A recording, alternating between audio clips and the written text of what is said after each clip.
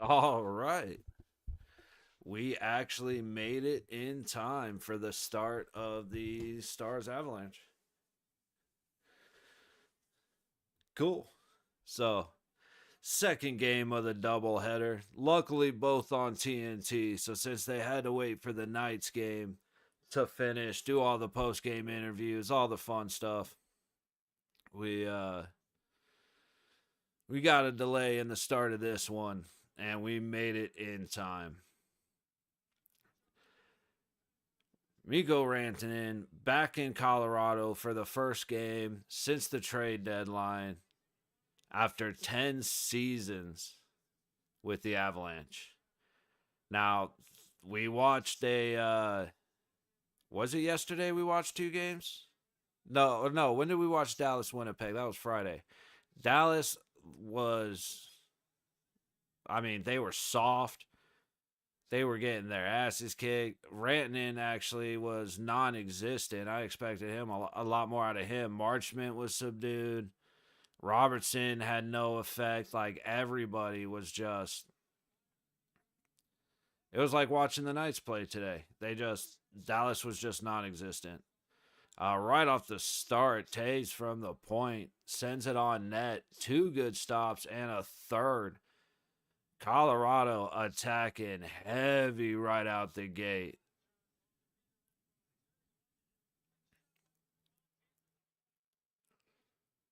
But I haven't watched Colorado in a while, so I'm actually a little bit curious to see how they were doing. We had early in the season, we beat up on Gorgiev, and then they kicked our ass. Hey, Landeskog playing. I haven't seen him yet, but let me check the roster real quick.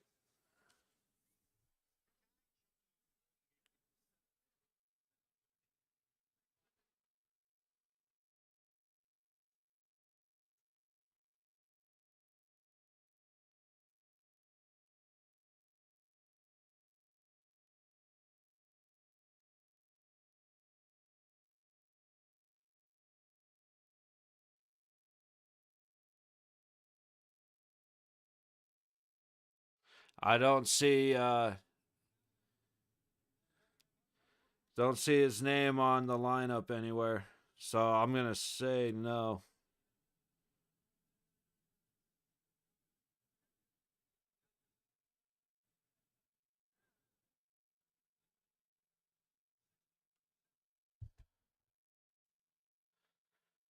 Oh, while I was looking it up, I guess it was a goalie interference. Yep, goalie interference on Ben. Let's see. Yep, I have to root for that guy with all he's been through. Yeah, it's like I said, there are very few. Even with guys being on other teams, there are only a handful of guys I ever root against. But there's been a bunch throughout the years that just the fight, going, getting down, going up, getting hurt, suffering this, suffering that, and then coming out and getting their opportunity to return. Like that's something you always hope for.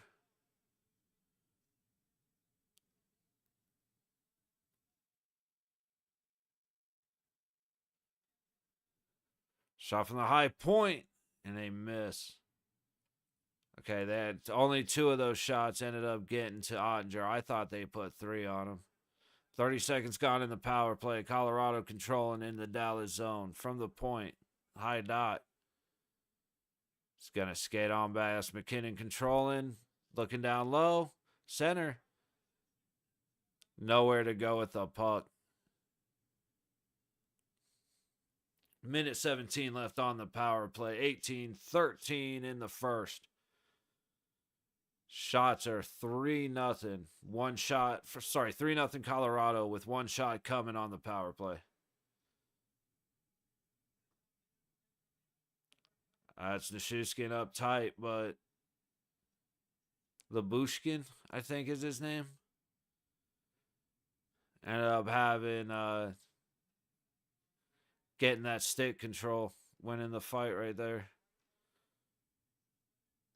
Low point, low dot. Colorado controlling down the zone. McKinnon looking for the pass, and he cannot connect right in front of the crease. Dallas able to get it out. Colorado resetting at the red line into the zone. McKinnon, low dot, throws it at the net. Good save, Ottinger. Looked like he was trying to go across the crease for the tip in, but ended up catching Otter's glove. Low dot again, trying to get. Colorado's doing a great job moving the puck around the point to the low dot, and then they have a knack for getting it in front of the net. Just Dallas is doing a very good job winning stick battles, making sure those passes don't connect. It's a good power play for Colorado, but an even better PK for Dallas, as their focus, like I said, their focus is stopping the connection in front of the net. They're doing a really good job. And there goes Dallas meeting them at the blue line. Something I wish would happen a lot more often with us. Instead of waiting until we're at the top of the dots to start pressing on a guy, hit him at the blue line.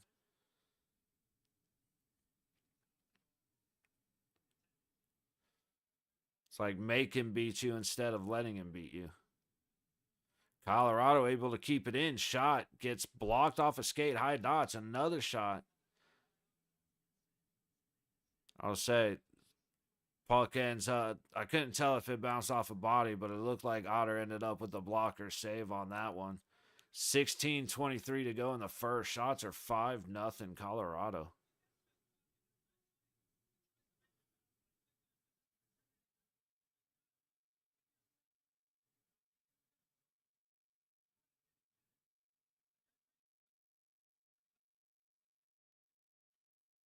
That's actually a good call. Man had enough space to come out in front of the net, but went for the pass. I don't necessarily think it was a bad decision to try for the pass, but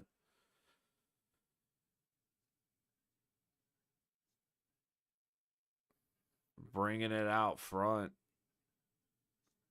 Oh, he just hit the ref. Sorry, distracted. Lost my train of thought after. Oh, shit. Dallas just scored. Saw that one coming. The puck ended up going off the referee, causing a little chaos drill in the corner where Dallas gets away with it, and you end up with Robertson and I'm not sure who else just out in front of the net, able to take their time, catch a rebound, and stick it up over the blocker as goalie's going down. Yeah, official gets hit. Colorado gets the puck, but it's a battle now. Rantanen makes a great feed to Hintz, and Hintz kicks it over. See, that's more what I was expecting out of Rantanen against Winnipeg. Just being involved in opportunities like that, because Rantanen kicks it out to Hintz, and Colorado goalie, I didn't see who was in. I got to look at who's in for Colorado. But Colorado's goalie just overcommits to Hintz, and meanwhile, Robertson is just sneaking up. And whoever came out from behind the net for Colorado just, I mean, you want to talk about overplaying it. He skated right past where he needed to be in order to have a chance at getting in the way of that puck, just way past it. Oh, that's what I was gonna. I was like, damn, what am I doing? Wedge. Okay, so Wedgwood is in net for Colorado. Robson's been super impressive. Yeah, dude been on fire with minus touch. He has been a phenomenal player since he came in the league. I always make fun of him because he looks like he's 12 years old, but he is an incredibly talented player. And he's one of those guys. The only reason I don't like him is because he doesn't play for us. You know what I mean? But the guy's got incredible hands, and like his brothers, it plays for, I want to say New York or Toronto. So I forgot who his brother plays for, but he's been impressive too this year. But yeah, He's like, his IQ is great because he's always in good position. He attacks the net. He's always looking for the rebound. And he's patient. He doesn't get uptight and panic. It's like he's more comfortable when he's in. If he's shooting, he's more comfortable in home plate. Like he wants to be tighter with you or tighter with the goalie. And yeah, he's fun to watch. I hate him when he plays us. And I mean, I hate that kid when he plays us. But he is fun to watch. So does like kid among men, but his play never. He never makes mistakes. Exactly. Absolutely.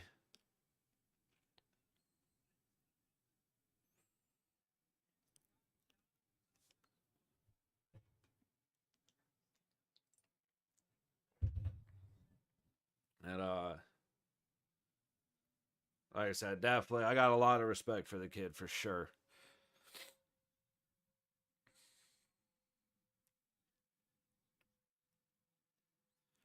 All right, Colorado battling to get it out. They do dump it deep, chasing McKinnon back. Or no, sorry, O'Connor. I thought I saw a 9. O'Connor back with contact. Oh, that's going to be a hand pass. How is that not a hand pass? He grabbed the puck and threw it with his hand. Oh, a swing and a miss and a turnover. Dallas set up on the point. Dude, big hit. We may have a fight coming. Nope, they're going to back off each other. Dude crashed high. I mean, it was on the shoulder. It wasn't up in the head, but he crashed high and hard on the whoever that was for Colorado. And Marchman just making a stop, headed back the other way. Little bit of a disconnect with the puck as he sets up for a shot or pass. It looks like he got away from him. Colorado back the other way. Dallas just stick on stick, stopping it. Ooh. Avalanche deep. Get it across to the crease, but not able to get the tip. And another battle off the puck. Colorado wins, just not able to take advantage. Colorado is definitely creating opportunities for themselves, but they are just, if there's 5 steps to the goal, they're getting 3.5 done. And they're just not quite getting. Oh, damn. Backhand. Nope. He's going to take it out high again. Just.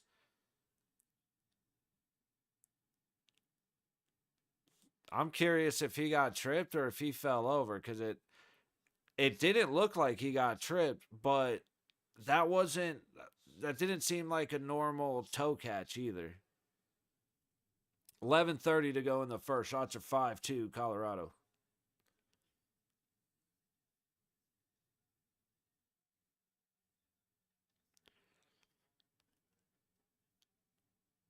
Colorado struggling to settle the puck once they get it across the blue line. Battle in the low corner in the Colorado zone. Stars come away with it. Pressured up to the high corner. Colorado has it to the point, kept in. Puck behind the net, back down to low corner. Dallas has it in the Colorado zone. Yeah, that was absolutely a hold. I mean, the guy grabbed his jersey. You could see it. It looked like a pass interference call in football. I don't even know how he got that much jersey with his gloves on. But refs decide that, whatever. So we'll see how the penalties end up getting called. Like I said, the interference was obvious. But we'll see how some other calls end up being made.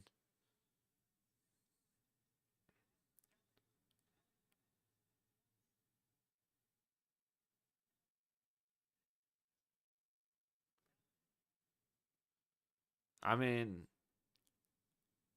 that looked like a hook to me. I could definitely be wrong.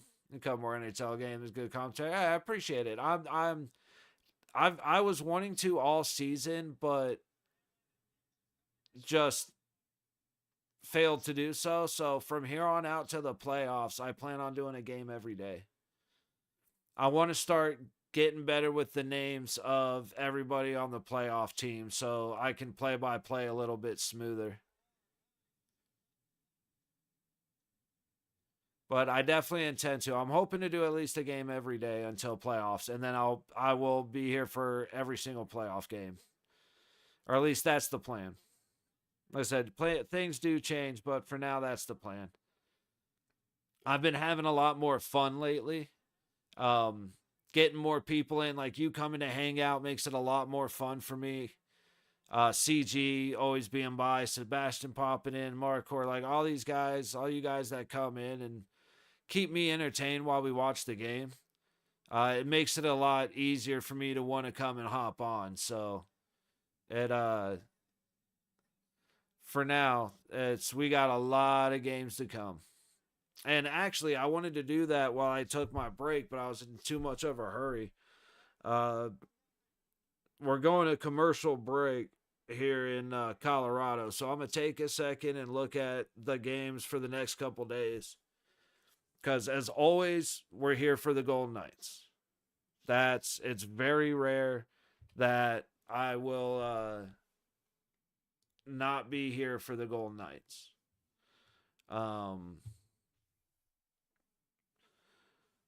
But for everything else, we're gonna get better at being here for all the games. Like shoot, Winnipeg and Seattle at 6. I mean, I'm not doing anything later. Let's see what happens. Maybe we can do 3 games today. But for tomorrow's games, we got Flyers and the Lightning, the Devils and the Blue Jackets, the Sabres and the Bruins, Flames, Maple Leafs, and the Kings and the Wild. Games start at 4. They're 4, 4:30, and 5. So we're only getting one full game. So maybe we'll do so we'll be here at 4 tomorrow. I'll just put it that way because I'm trying to figure out what game I'd rather watch. And I think I'd have to dive in because Sabres and Bruins might actually be like just hockey just bad enough to be good. Devils, Blue Jackets, that might be entertaining. Flyers, Lightning, same thing. That might, I kind of got to go and look at the records and stuff. Kings, Wild, and Tampa. Yeah. So what I might do is I'll just do a thumbnail. So we'll do Flyers, Lightning. I mean, I did just watch the Lightning on Friday. That's the one thing that makes me that little bit hesitant. Or I watched the Lightning yesterday, I think. And it's just because I want to watch more teams. And it's a real what's up? To be honest with you, at this point, Dallas, which I started off with the game thinking Dallas was going to be pretty pissed off about their performance against Winnipeg on Friday. So I got to think they're going to come out a little heavier and ready to play and ready to kick some ass. But Colorado's fast enough to give them a problem. But overall, Dallas is the better team, so I'll take Dallas. Ottinger's looking good. I would lean on Ottinger 10 times before I did on Wedgebrook. So definitely Stars. Was that a high stick or a puck to the face? High stick. Is he bleeding? We got a power play going to Colorado for a high stick. So, oh yeah, that's Ben just straight smacked him in the face with his stick. Why is Dallas the better team? Just they've been playing better this year. The Colorado has had some goalie issues. They've had a couple of consistency issues. I mean, granted, Dallas played like shit against Winnipeg, but they're a reason they're in that fight with Winnipeg right now for first in the division. Start watching how you start. No, dude. Ask any question you need, man. This is why I'm here. Like, I just want to hang out and talk hockey. So getting a chance to, I love it. But Colorado's dealt with more consistency issues than Dallas has. Dallas goaltending has been great. Um, been already getting scrappy, yeah. So yeah, like right there, this is Ben's second penalty. He's getting a 4-minute double minor for high sticking that caused bleeding. And I mean, that's whoops. He was just trying to fight per position. Is anybody good injured on either team? Not that I'm aware of. I haven't checked the news with them lately. Um, One thing with this game is Mikko Rantanen now plays for the Dallas Stars, and he got traded at the deadline a couple weeks ago from Colorado, and he spent 10 years playing for the Avalanche. So, like, this is a big game in that sense. So, and Rantanen he was a secondary assist on the first goal. But, no, it's going to be about as fair match as it's going to be. The big thing is, though, Colorado's goaltending has not been great. 5v4 for 4 minutes, yes. Lots of.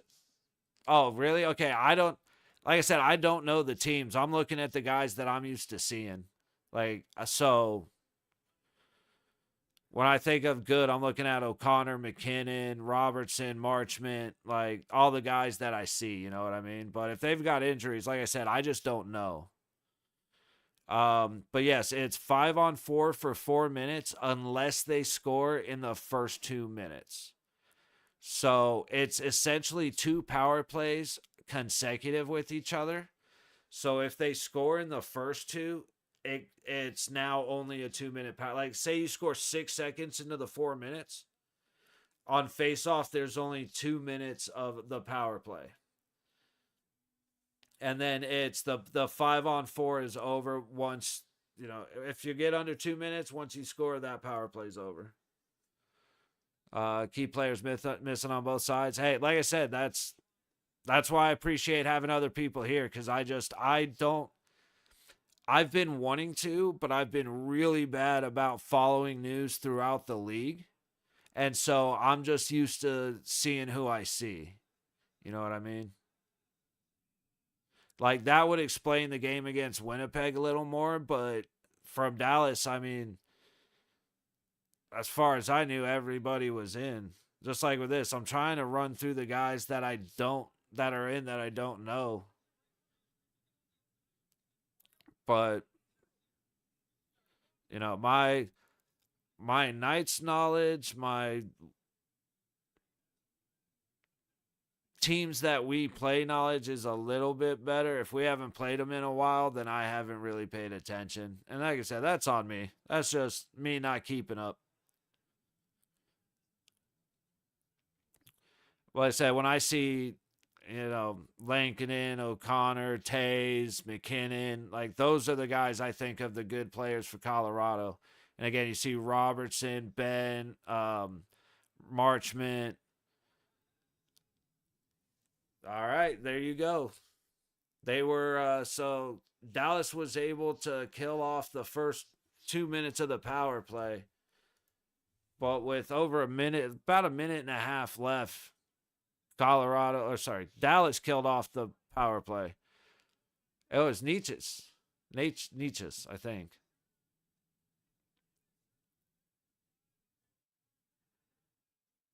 Just a great tip from the side. Yeah, you have no excuse for playoffs. Oh, it was Nichushkin. I thought it was Nate. Was it Nature's and Nichushkin? Maybe it was a double tip. It was a double deflection. That was a hell of a tip. 1-1. Crazy. 5:51 to go in the first. Shots are 10-2 Colorado with a 1-1 tie game. The Winnipeg, but yeah, burnout is typically, like, it's not even injury that usually gets you guys, it's burnout. You know what I mean? Like, Hellebuck usually he gets to the point where he's running out of gas with the same way that a lot of your guys do.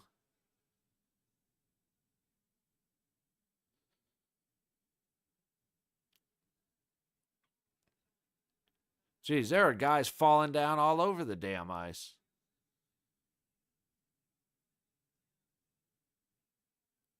That's offsides.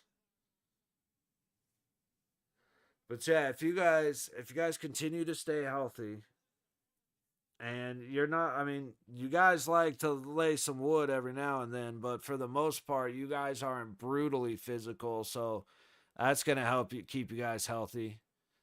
Um, depending on how the rest of the season plays, I got to look at the Winnipeg schedule to see who they play for the rest of the season because some teams are just pieces of shit, let's be honest. And every now and then, guys that go no business going hard go hard. But if you can make it out healthy and I don't know, just relax. As you guys get towards the end of the season, make sure that everybody's recovering. Are the Maple Leafs of the Western Conference? Yeah, that's not a bad way to look at it. It's like I said, they make it. I mean, don't get me wrong. I like our history against the Jets in the playoffs.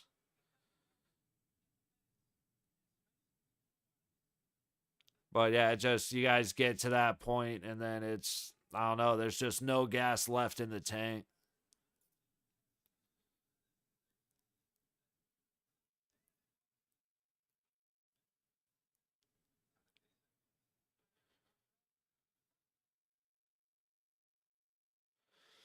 So these commercials get me every now and then when it's all the crazy plays, and you get a whole bunch of the hockey players who are making them just talking shit. And be like, no, no, no, no, no. My highlight's better. Like I enjoy that commercial.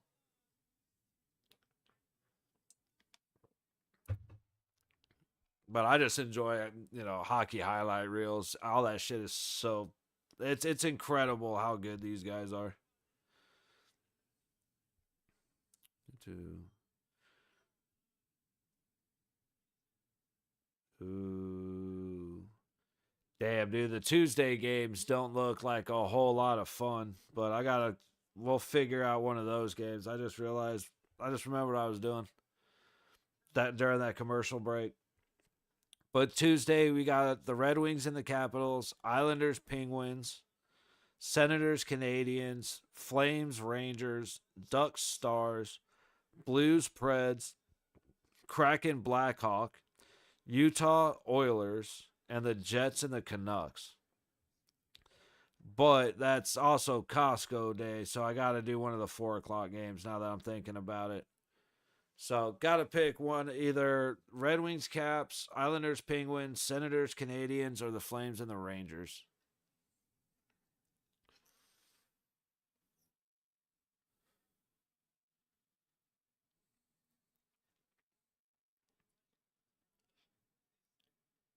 All right, Dallas struggling to get it out of their zone. Little shove right there puts Marchman on the ice.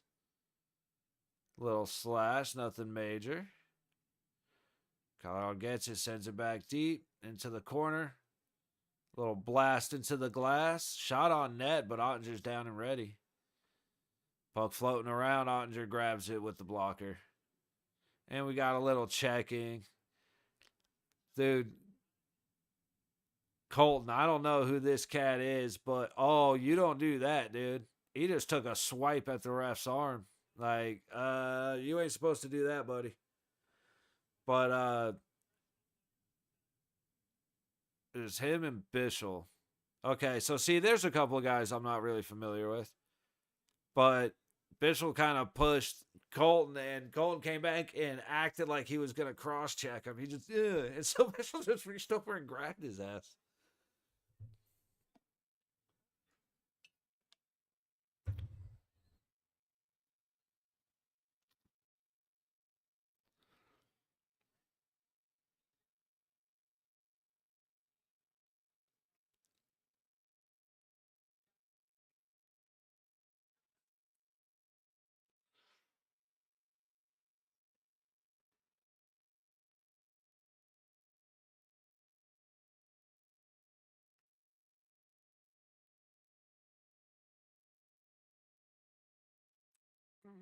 Sorry, dude, I just spaced out. Dallas trying to get it to the front of the net, hits a body, doesn't make it through the Wedgwood. Colorado headed back in. Tays just going to dump it deep as he takes a little shot. And Dallas takes it back out. That should be icing. Okay, it was. I don't know why he whipped that down. It's funny. I just watched the player check a ref. Colton better watch out. Yeah. Dude, I mean, the ref's taking him back, and the ref let go as he, like, woof.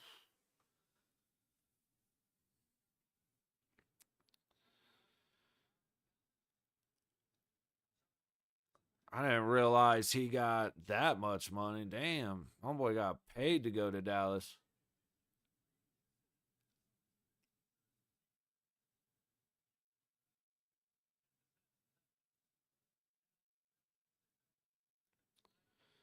Dallas wins the face-off in front of Otter. Did he get it? He got it out. Colorado's going to take control at their blue line, headed back the other way. Chasing. Otter out to play. It gets it around the boards. Little battle in the corner. Dallas is going to... No. Colorado's going to come away with it from behind the net. Colorado now set up. High point. Dumping it down. His body out front from the dot. Hits another body. Dallas, again, failing to get the puck out of the zone.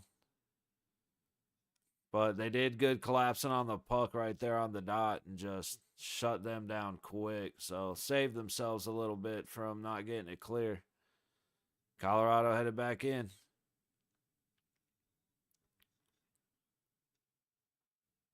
O'Connor just went down behind the net. Still put up a battle, and Colorado's going to strip the puck and come back the other way to the low point. Towards the net. Hitting a lot of bodies. They're trying to get the puck down low, but there's no shooting lane. They're aiming for bodies right now. And, I mean, it's getting the puck down there, just not in any kind of productive way. I guess rather than kind of wait and try and build space, they're forcing it a little bit. Colorado, I mean.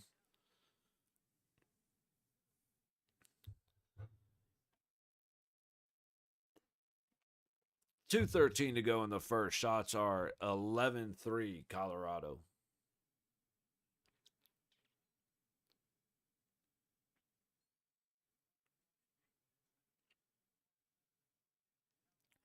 Take the high road. Colorado immediately back into the Dallas zone, right in the low corner, high corner. From the dot, big stop Ottinger trying to go tight against the post and then a glove save. Times 8, I believe Miko trade. His agent is the agent for Draisaitl on Oilers. Yeah. It's my man, dude. My man made bank though. Like he ended up in Dallas, and immediate they extended him. So, hey, good for him, dude. That's one thing that's crazy about hockey. You know, you're only a franchise player till you're not a franchise player anymore. And I mean, I know that sounds stupid to say, but like Boston getting rid of Marchand, Rantanen leaving Colorado. Who else was it? I know there's more. My brain is just shot right now trying to think back to the trades.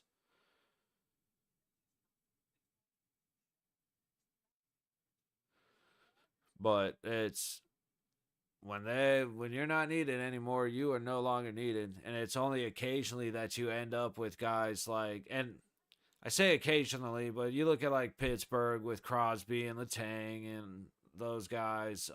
But even Fleury left. You look at like I said, Marchand.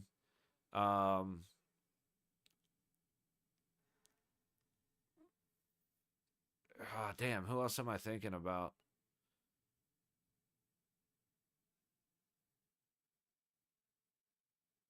Wow. Okay. Underpaid compared to Edmonton. Yeah, but I mean, it's here's the thing. And for one, it's about the money you bring in, which it's looking like hockey is getting more and more popular, especially as the NBA and the NFL get less popular. So there's more money coming in. There's been talk about extending the cap a little bit or expanding the cap a little bit. Um, you know, I think they're paid. I think they're paid with that what athletes are worth. You know what I mean? Like I think hockey is still in the realm of it's my opinion, and the fact that they make the money obviously means that these athletes are worth the money. But signing $750 million deals for baseball and stuff, it's like I don't think athletes are worth that much money. Obviously, again, and I will say it again, I'm wrong because they are getting paid that much money to be athletes. So it's like obviously I'm the one that's wrong in this situation. But that is just my opinion. And I think hockey players are paid exactly what they're worth. And they make, if you're good, you make really good money. If you're only around a little bit, you make enough to be around a little bit. Um, Under a minute left. I think they're the most down to earth guys, other than NHRA drivers, because NHRA pit crews and drivers are some of the coolest son of bitches I've ever met. They're some of the kindest. Like I worked the pro gate out here in Vegas for NHRA events, and those guys would bring us food, bring us drinks, like always super kind. Get rub heads because someone didn't have a pass or something, but it always came down to shaking hands. Agreed on pay for other sports, yeah. And so like those guys are some of my favorite, like whatever you want to call them, celebrity athletes, sports people, whatever. But hockey is the exact same way. Like I don't think any sport does more, work with like boys and girls clubs and youth hockey programs and stuff like that. John Force guy, nah. I'm a Schumacher guy. Tony Schumacher is one of the nicest people I've ever met in my life. So I was always a Schumacher guy. I do have the a banner from the Summit team. John Black was the owner, and it's I ended up making friends with him, and he always took care of us, and he was always very very kind. Um, but yeah, I 100% Tony Schumacher all the way.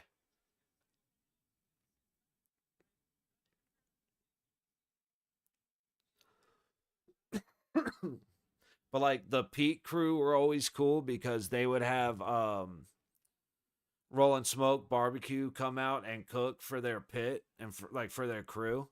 And since we would let them go in to do that, they would always make sure they brought us back a big old plate of turkey legs and ribs and potatoes and all kinds of stuff. So I got a lot of love for the Peak team. Uh, like I said, I really enjoy the Summit team. All right, we're at the end of the first. Tie game. Shots are 13-4 Colorado in just a wild start. Expected a little more out of Dallas just because again getting whooped up on Friday. I'd expect a little more energy, but they haven't been as soft as proof of Ben going to the box twice for some dumbass penalties. Yeah, I'm gonna throw the timer up real quick. There we go. Oh, whoops, wrong one. There we go.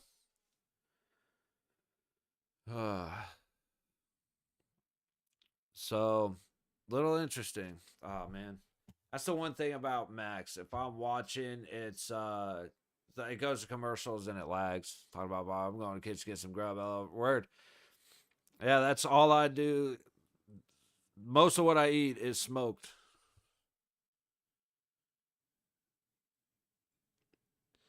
All right, just take a look at a couple things real quick. Petrangelo is going to have to be a lot better than he's been if this team is going to do anything in the playoffs. Thank you. Thank you, Sinbin. Finally, somebody says what I have been screaming for years. He's going back to this. By the way, can you add timer for penalty minutes? The only reason I don't is because if I forget one stoppage, then it's all out of whack. And it's not as easy as just letting it run or resetting it. I have to do, there's too many steps in the way for 2 minutes. So that's the only reason I don't do that right now. However, I am trying to build a, I'm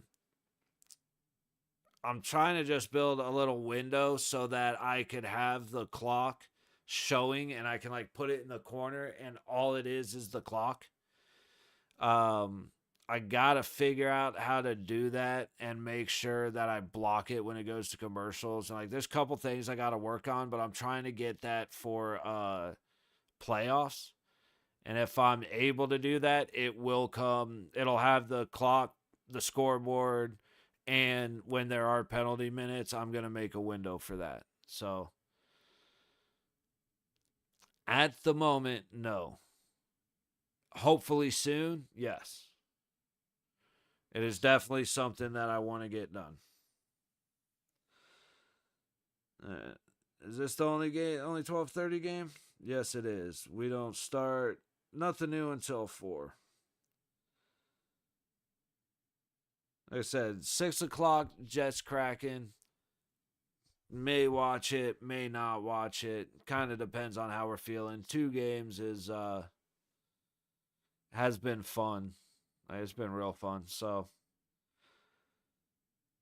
give it a little bit, and I may end up hopping back on at 6 for that because I don't know. It's been a fun day of watching hockey.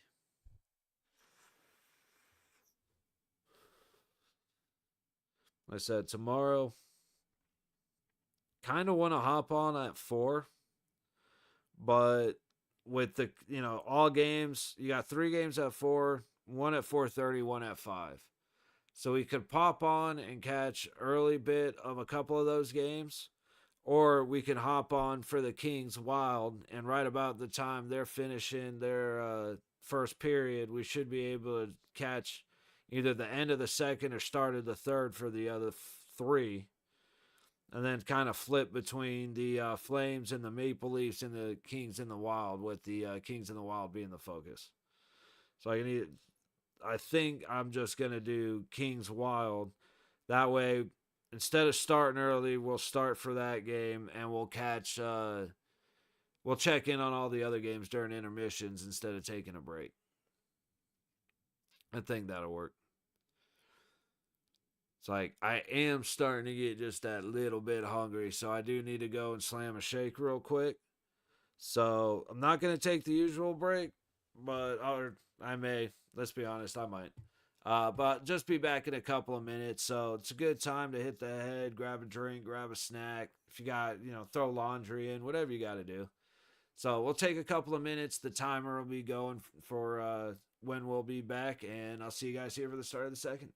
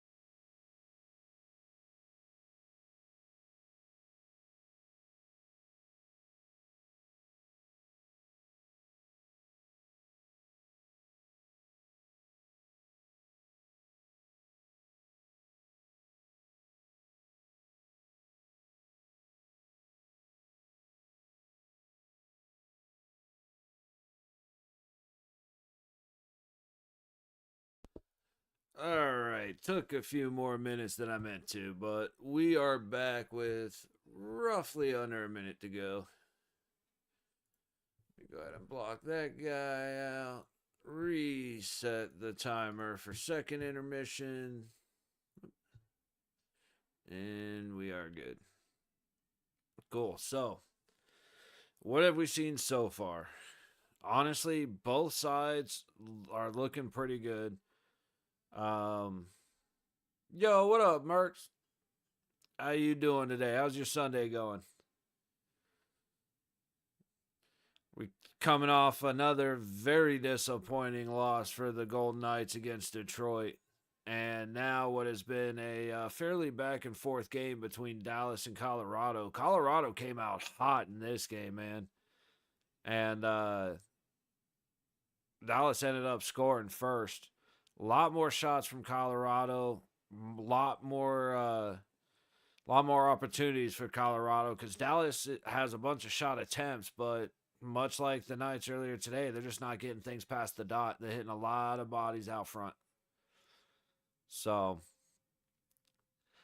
not sure what to expect. I would think, again, Dallas needs to start being physical. Colorado is too fast of a team. Dallas is fast too, don't get me wrong. But on fast teams, tone is like setting the tone is how you set the pace. You get physical, you tire them out, you wear them down, and then your speed, you can be more aggressive with your speed. Neither side is being overly physical. There's a couple pops here and there, but whatever team decides to just kind of stomp down, I think that's going to change a little bit more because right now it's a pretty even match between the two. Good. Sorry, make it. No worries. Just check the score. Had something come up. Wasn't even making it. Hey, no worries, man. Hey, life will always be more important than popping into the stream or watching hockey or any of that stuff, man. So you do what you got to do. Anytime that you're not able to make it, it's not going to break my heart, man. I'm happy to have you here, but take care of life. And then on the next one, I'll see you then. You know what I mean? You're here now. That's all that matters to me, man, is you're able to stop by, and I appreciate you greatly for it. Anytime you're not here, you never need to apologize for that, bud. The fact that anybody's willing to pop in here and listen to me while I just ramble about this and that, that's kind enough, man.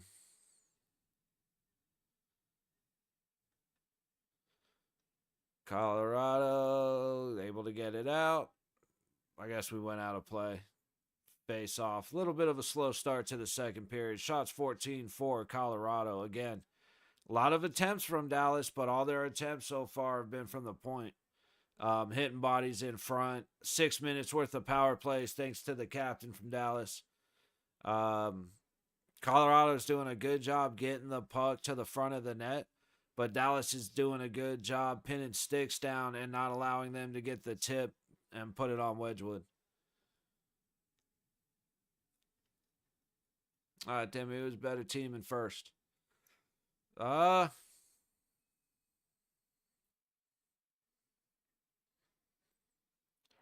it's got to be Colorado. Dallas just didn't have uh, enough scoring opportunity. And Colorado, again, Colorado was getting pucks across the crease. Dallas did a good job defensively, not letting them get the tips, but there were so many opportunities. Otters had to make a couple of big saves.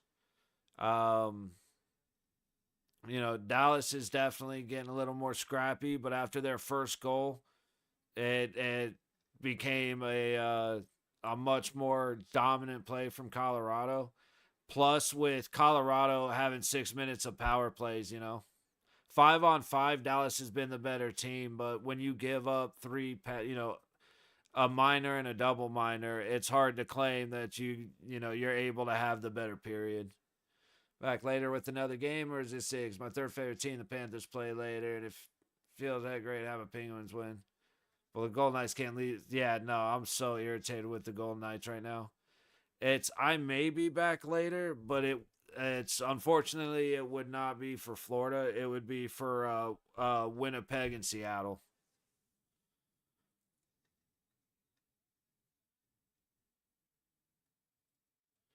So it's with the game being at 4, like we went back to back into this game, so I want to be able to take some time, eat something, um, kind of do a couple things that I gotta do around the house, and then I would come back for the 6 o'clock game, but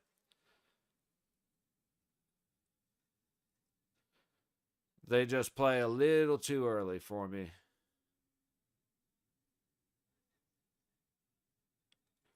Another good save by Otter. What was the penalty? Interference? Goaltender interference? I must have looked away at the wrong time. Hang on a sec.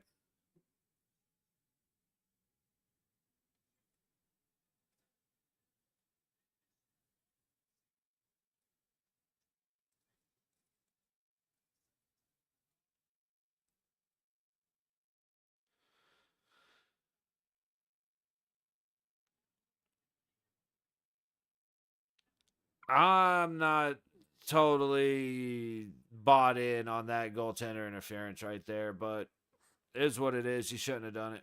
But yeah, Mercs, when it comes to Vegas, it just everybody's checked out. I don't know what it is. We were making comments about it before the Four Nations. It looked like they were just wanting a break and they weren't focused on what they were doing. But they look the exact same as they did before the break. So I'm not sure what the hell's going on with them, man. I mean, they looked fantastic against Columbus, and then they looked terrible against Pittsburgh, Buffalo, and Detroit. Like, I don't understand. Our defense just was so good against Columbus. We were clearing out the net. We were collapsing on the puck. We were staying disciplined. We weren't fading off. Our defensemen were rotating. They weren't collapsing with each other. And all of that went away. Our stick handling went away. Our passing completely just unbelievably disappeared. Dallas from the dot. Good save, Wedgwood. Hard shot from Robertson at the top of the low dot, but Wedgwood was ready for it and shut it down. So yeah, Vegas has a lot to work on.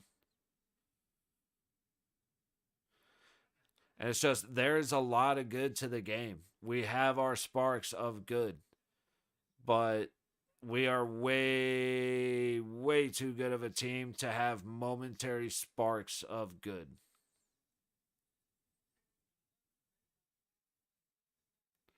We miss Carly, but everybody else is healthy. Theodore, honestly, I haven't really missed Theodore. It wouldn't be. I wish we had Hutton instead of Korzak, even though again, Korzak, I don't hate the guy, but I don't understand why Ben Hutton ain't playing. If Petrangelo ends up having something wrong with him after what happened, hopefully they bring Hutton in, but I don't know why they won't.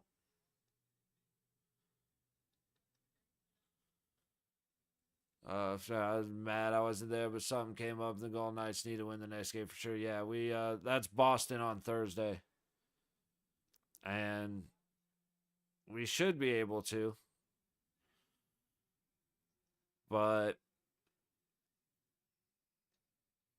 I don't know. Oh, off the post for Dallas. Yeah, this is a much better cycle. I mean, granted, it's the power play, but Dallas is having pretty good movement, getting the puck down low in front of the crease. But good enough job by Wedgwood and good enough pressure by the defense. And we got offsides. I didn't think so, but apparently we got an offsides on Dallas. 2 seconds on the power play. 5:19 to go in the second. Shots are 17-5 Dallas.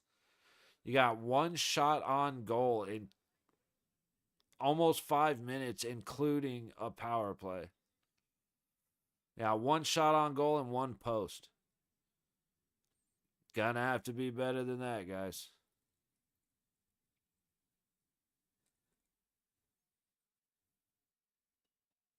Another post. Not usually a good sign when you get back to back posts on shots. That's the hockey god saying not today.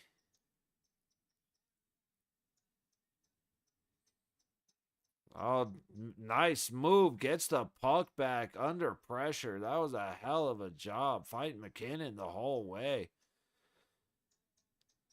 And we're heading back. Across the line, Nietzsche's. Oh, I thought he was going for the shot. He went for the pass from the point.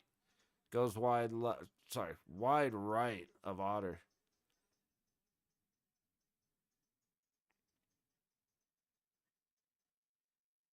Rough timing on that change as the puck possibly could have led to a heads up situation. Colorado brings it right back, and Dallas stops them right again at the blue line.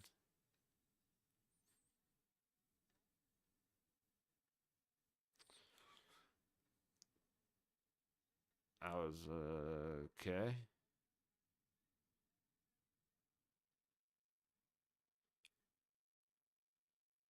Colorado gets it deep, low corner.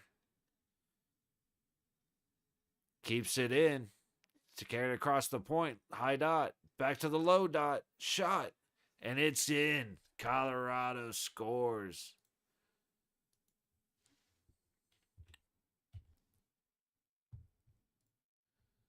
Just a great job keeping the puck in up high. Carries it along the point. Gets it down to the high dot. You're expecting a shot. So that was Makar. Great job at the line. Gets it down again to the high dot. And I mean, just a great pass. So Makar from the low point to Nichusk or to fuck, I just forgot his name. At the high dot, back to Nichushkin at the low dot, and he takes his time, finds his seam with the screen in front, and just buries the shot.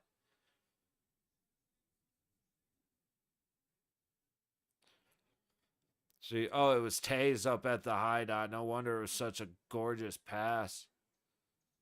Nichushkin with his 17th of the season.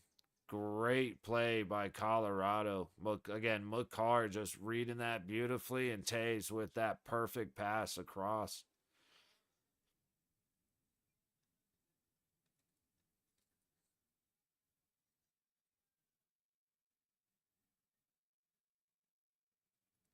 Battle below Wedgwood. Dallas is going to come away with it. Colorado not giving it up easy. Just constant pressure. Back to the point. Dallas looking. Harley shoots. Goes right into a body out front. Another shot from the point. Makes its way to the corner. Colorado is going to be able to get it out.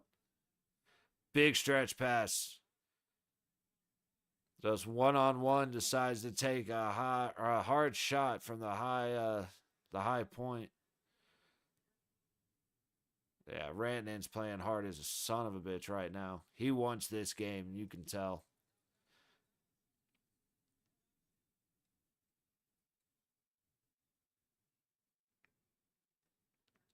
Colorado in the Dallas zone, dancing.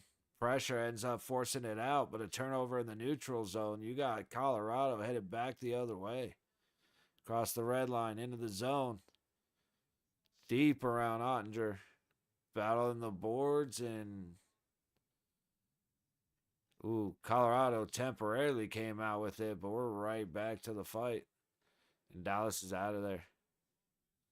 See, this is a game where when there's a battle on the boards, you don't know who's coming away with it.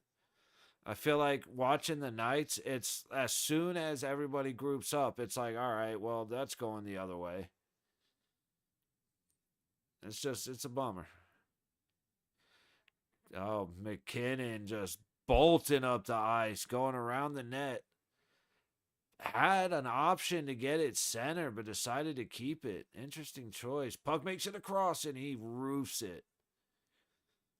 Dallas on the attack. That's offsides. No, they said no offsides.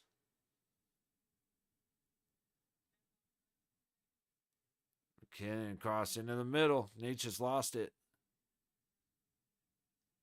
Nietzsche's back in. Nope. He's going to dance out across the line. You'd have figured he'd have gone deep. We're reset. Nelson back into Colorado zone. Oh, good stop at the blue line by Dallas. Ben, Colorado zone, going for the wraparound and good defense. Is that Lincoln? Just impressive job defending the wraparound attempt by Ben. Shot from the point, and he skies it into the crowd, into the net.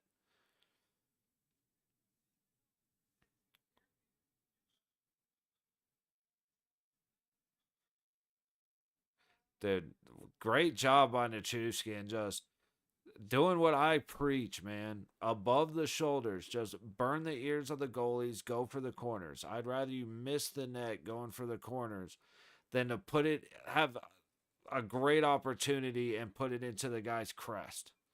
Like, way too many chances end up right here, and that's not a challenging stop. Especially when nobody's near the net. You have nobody crashing. All you have is, it's a one and done, and your one and done is to the one place. It's not going to magically operate through. You know what I mean? So, I've been bitching about that with the Knights for a while, though, because we're just not, we get our shots to the sides of the goalies coming in from a tough angle, and we're just keeping it on the ice instead of putting it up into the corners. So,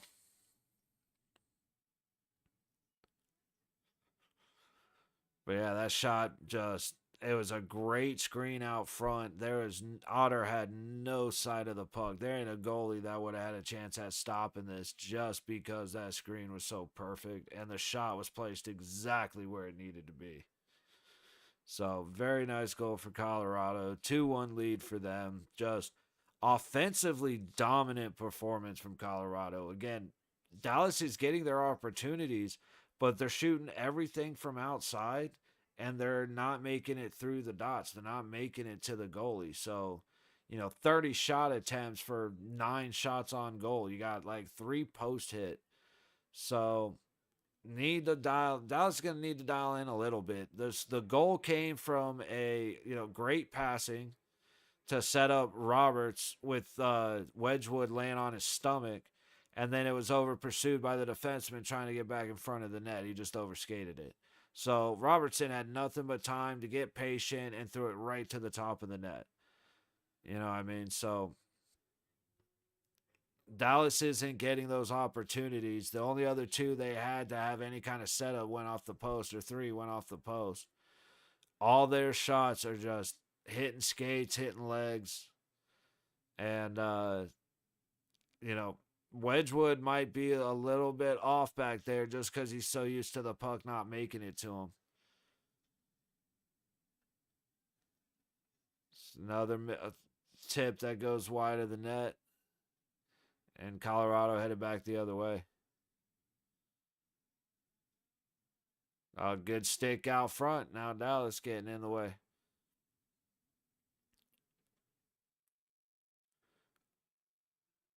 I say Dallas. Colorado's just a fast ass team, man. Like impressively fast. You have to sit these guys down. Like that's one thing about how they play defensively is they know, like McKinnon, O'Connor, they know they can make up the distance. If I give you space to let you kind of try and make a read, I can then decide to close down on you, and you don't think I'm coming as fast as I am, or I should say it from their point of like as fast as they are, and so they end up being a lot more turnovers on just forcing pressure from passes, shutting down lanes quicker than the other team's expecting. So the way to fix that is right there. Finally, Colorado just went smash, or Dallas just smashed dude into the boards. That's what Dallas needs to do. They need to start hitting the shit out of people. They have no problem doing it. We know that for a fact. But that needs to be part of the game plan right now. And the problem is, and I know this from the board being with the Knights, that's not something he's going to say, go out there and start kicking ass. But they need to slow them down.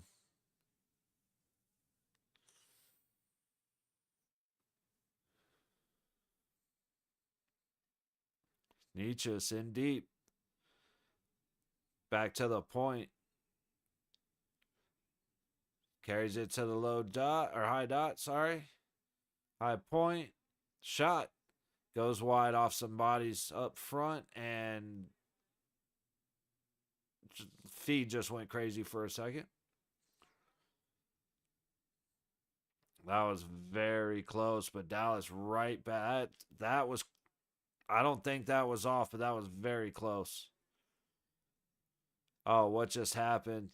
I think dude just caught a high stick that they missed. It might have been on the follow through though, so it might have been a good miss. And we got a glove saved by Wedgwood. Let's see what happened to old boy.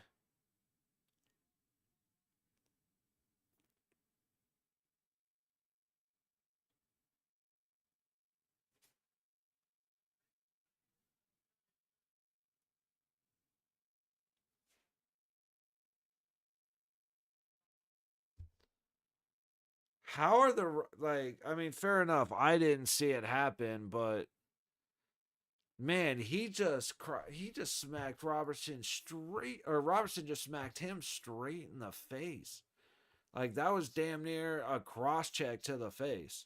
And it was just trying he was just trying to brace himself, but he went high and he clocked him. Dude, stuff like that is happening way too much this year. And I will take it back to I believe it was Buffalo. Like within 3 minutes of each other, Barbashev and Howden both got smacked, or not Howden, Barbashev and Dorofeyev both got smacked in the face with sticks with no calls. And it's like, dude, everybody saw it. The puck was right. What are you looking at type of deal? And like I'll be fair, the refereeing was actually good in our game today. You know, what we did were penalties, what they got called for were penalties. Detroit just played a clean game. Like it's things could have been very different if Samsonov didn't lose his cool. And I said it during the game. I'm not mad at him for smacking the dude that ran into him because I probably would have done the same shit. However, if he was able to keep his cool, that's a Vegas power play. And we are dominant on the power play. So instead of being, 0-0 or 1-0, whatever it was, we could end up either, we could end up ahead. Okay, yeah, no, that was to me. That's not accidental. That was a cross check to the face. Like he was just trying to brace himself, but he clearly went up high at the dude's mouth. That is a horrible missed call. And I mean, if I'm Dallas, I'd be a little bit nervous. I just don't know if Colorado's got the balls to handle the situation or not.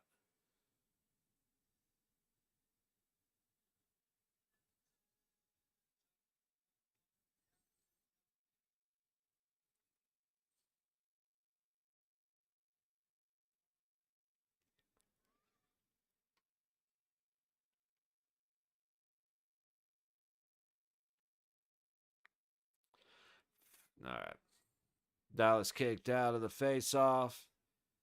Happening in the Colorado zone to the right of Wedgwood. Colorado wins it. They're going to send it out. Colorado ends up with it. Into the zone. Up the low side. Oh, nice little move. Gets the puck free. Got some space. Takes the shot. Tight angle. Ottinger fights it off. Oh, good job stopping the puck as it's sent out. He gets clipped a little bit, shot, and he skied it. O'Connor skied it on a heads up opportunity against Ottinger, and Ottinger was definitely out of place. Like, decent position, but his eyes were not on the puck. And man, what a shot to go way high.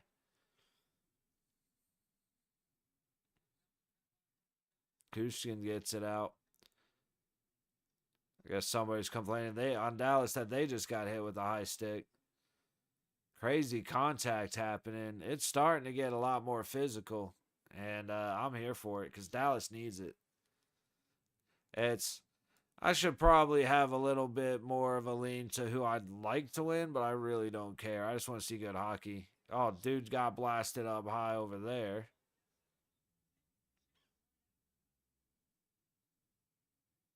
Okay, Otter actually saw it a little more than I thought. He was just low. He was very low, reaching with his glove, but he did see the puck.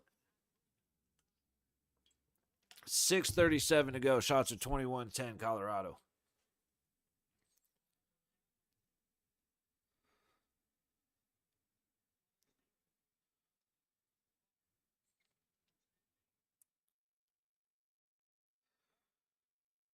And Dallas clears. Colorado gets it. Good stick away. Little snow shower for the goalie, but nobody's going to confront him. Okay. Okay. Makes me think nothing's going to happen for Robertson's cross check to the face. If you're not going to go after him for a shower, you ain't going to go after him for shit.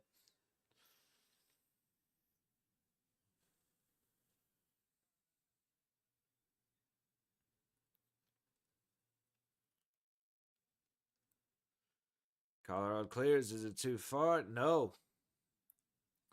Great job getting in front to negate the icing. Still pressure down low. Pass misses. Colorado right back in, and an immediate turnover across the blue line.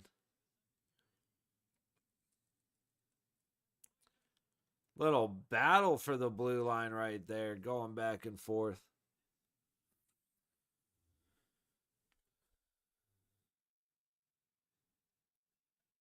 All right, Dallas has it in the zone, gets to the front of the net. Colorado's ready, wins the battle.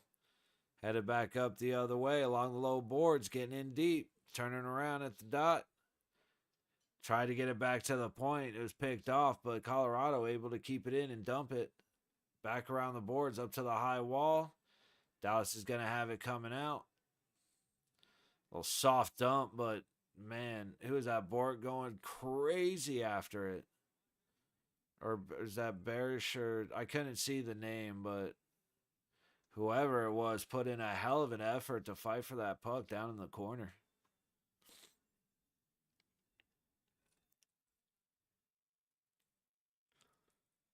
There's a lot of almosts happening right now. Nietzsche's gets it across, and he forgot the puck when he went to shoot. Unfortunate. Kim fighting down low. Colorado keeps it in.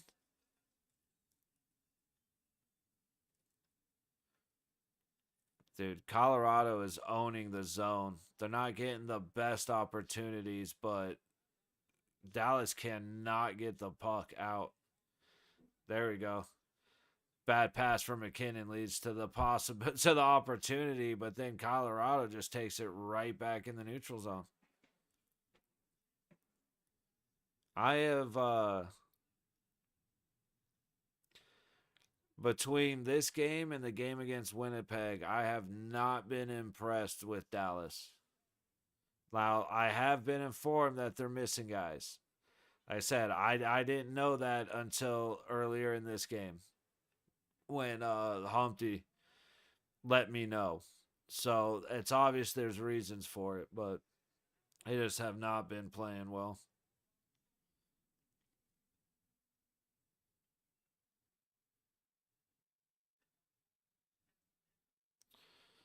3-on-3, headed back in the Dallas zone. Shot on net. Ottinger with an easy kick save to the low wall. You got Ben heading back. Dumps it.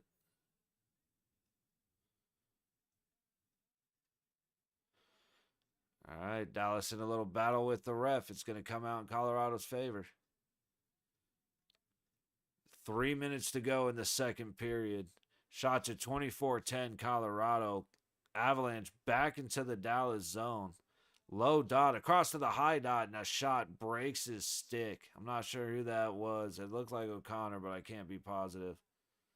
No, it wasn't. Number 70. I'm not sure. Colorado with the score. Dude, Dallas cannot get the puck out of the zone.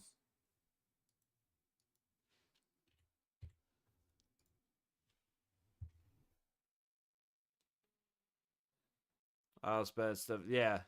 There you go with Stone that took him out. Oh, you mean when he got tripped? It's like that still irritates the shit out of me. It's clear as day that Stoney gets tripped while he's trying to make a play, and he ended up hitting his knee. But I did forget about him. It does, like I said, it makes a lot of sense now that you told me. And it's like, it's like, oh yeah, I forgot about this, forgot about that. But it's just, again, it's just a lack of me paying attention and really diving into stuff. When he was tripped, yes.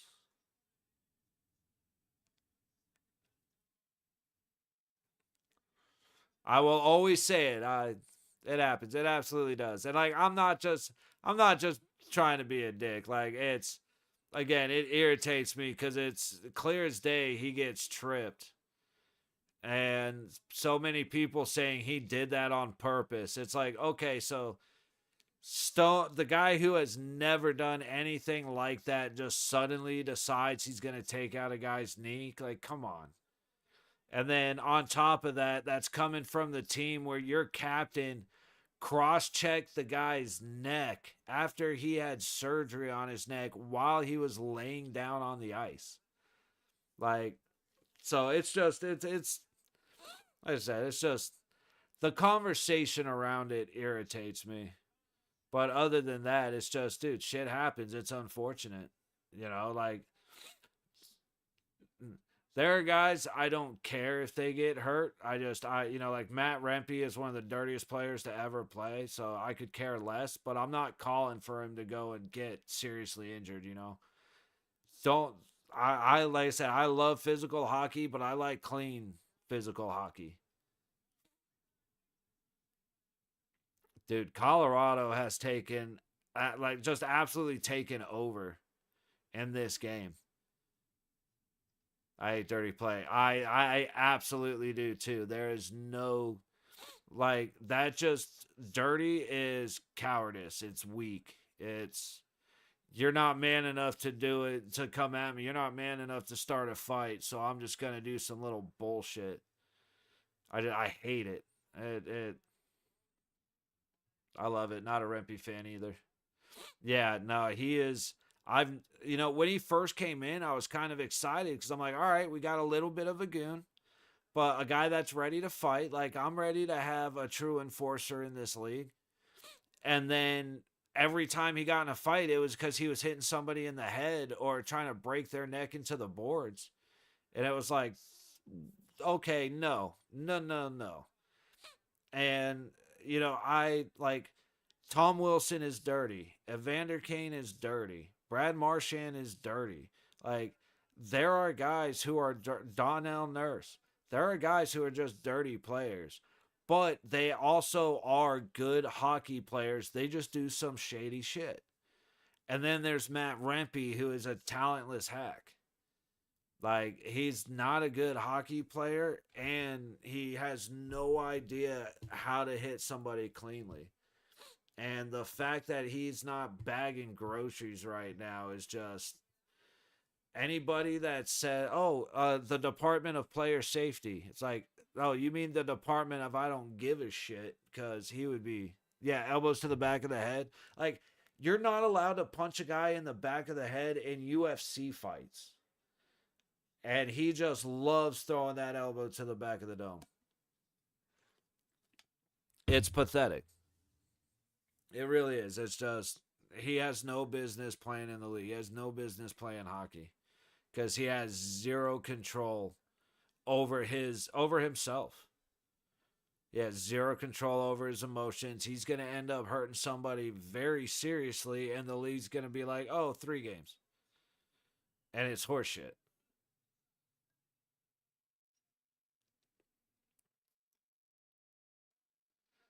Yeah, not.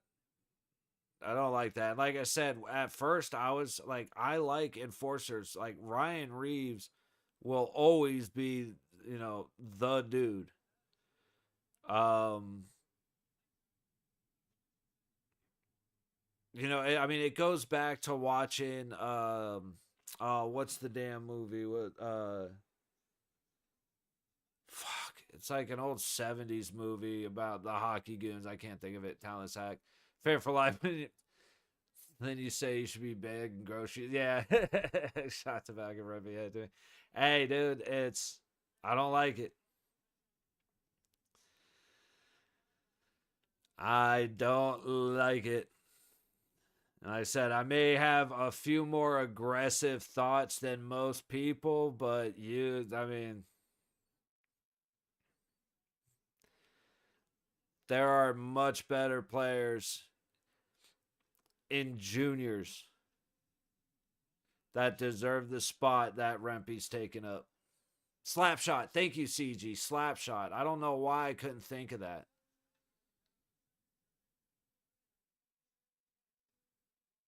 It's like I knew it.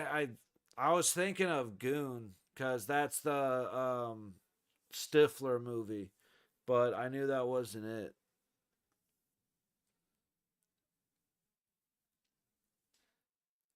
Oh, Marchman is going nuts. Lemieux, yeah, yeah. But dude, back in the day, dude, it's like when you go and look at like 80s and 90s, it's incredible what dudes were doing to each other. That shit was nuts.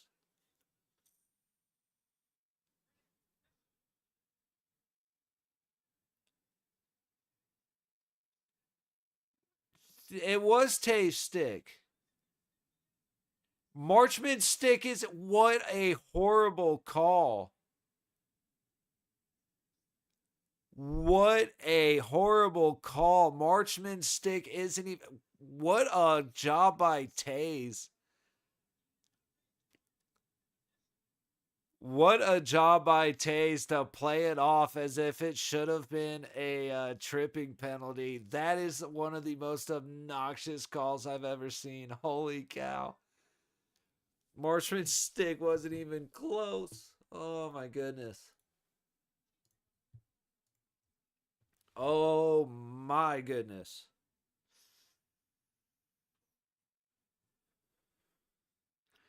Hey, Timmy, why do you always complain about the refs every single game?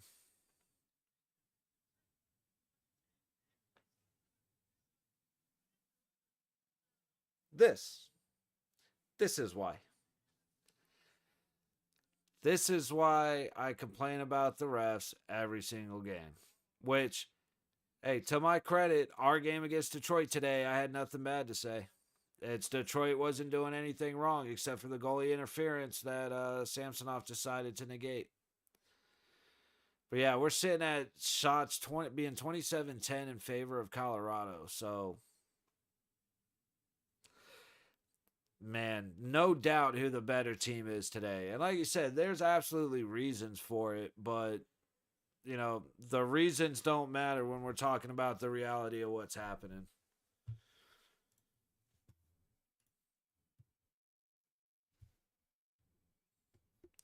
And I mean, Dallas has had opportunity. It hasn't been incredible opportunities, but they've had more than their fair share. And they just haven't been able to take advantage of anything. Like I said, a lot of posts. Fucking ref suck ass. Oh yeah, they absolutely do. Like I said, my biggest thing though is I can't complain about the refs in our game because there was nothing to call. Detroit played a very clean game, so I can't. It's I don't necessarily disagree with you, but the reliance on technology is what's causing the refs to be so shit. And so the fact that you can challenge all these things and, oh, well, let's take another look at it, that's part of why the refs are so terrible. Because they know they can just, on most bad calls, they'll be like, it'll just get looked at. You know, the NFL is really, really bad about that. 2017, yeah, Dallas, no shots on goal this period. No, they had almost no, they had five. I think, no, I think they had three. I think they had three.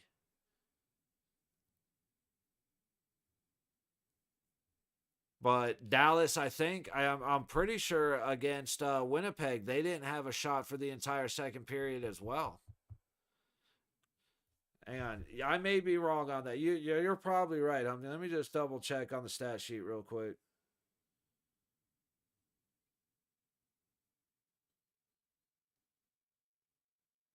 No, they had six. So they had four in the first and six in the second, compared to Colorado's 13 and 14. But but yeah, like technology is ruining referees, and as much as it may help in a lot of situations, you just gotta, like I said, there's gotta be punishment for the referees doing a bad job, and there just isn't right now. There's zero accountability for and across all sports. You know, I've been talking about this for the last, I don't know, how long has the season been going? So it's, you know, you get better with accountability, realistically.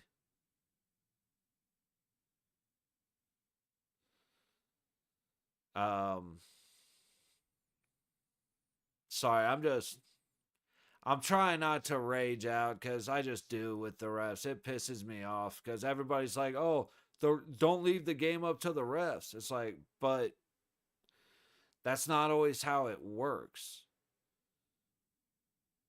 For fucking refs on the ice, fuck's sake. Yeah, well, that's the thing. They got to empower line judges to do a little bit more. I mean, if you see a high stick as a line judge, you should be yelling at the ref. And if the ref didn't see it, their instinct should be to call a penalty, then call a huddle. Call a scout. Yeah. Hey, took the words right out of my mouth. But like, I mean, Robertson, I forgot who he hit, but Robertson straight up cross checked a dude to the mouth. And how do you miss that?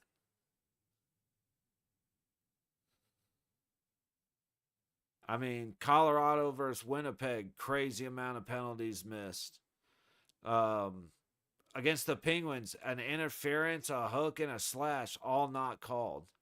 And the hook and the slash were, I mean, it broke the guy's stick, and the hook prevented a scoring chance. It's just all kinds of stuff that's like, what are we looking at, man? And as much as I bitch about the no one likes refs, yeah.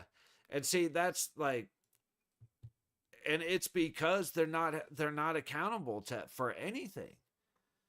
You know, CG has heard me rant about refs more than just about anything I've ever talked about. But everybody in the arena is accountable for their actions except for the guys in the black and white shirts. If a coach loses his mind, he can get fined and he could catch a technical. If players fuck up, they go in the box. Mics and earpieces. Yeah, that's true. That's actually a good call, CG. But like, all the coaches and the players are accountable. There can be penalties, there can be fines, there can be suspensions. Anybody in the arena who's watching the game, if they fuck up, they could be kicked out, they could be banned, they could be arrested.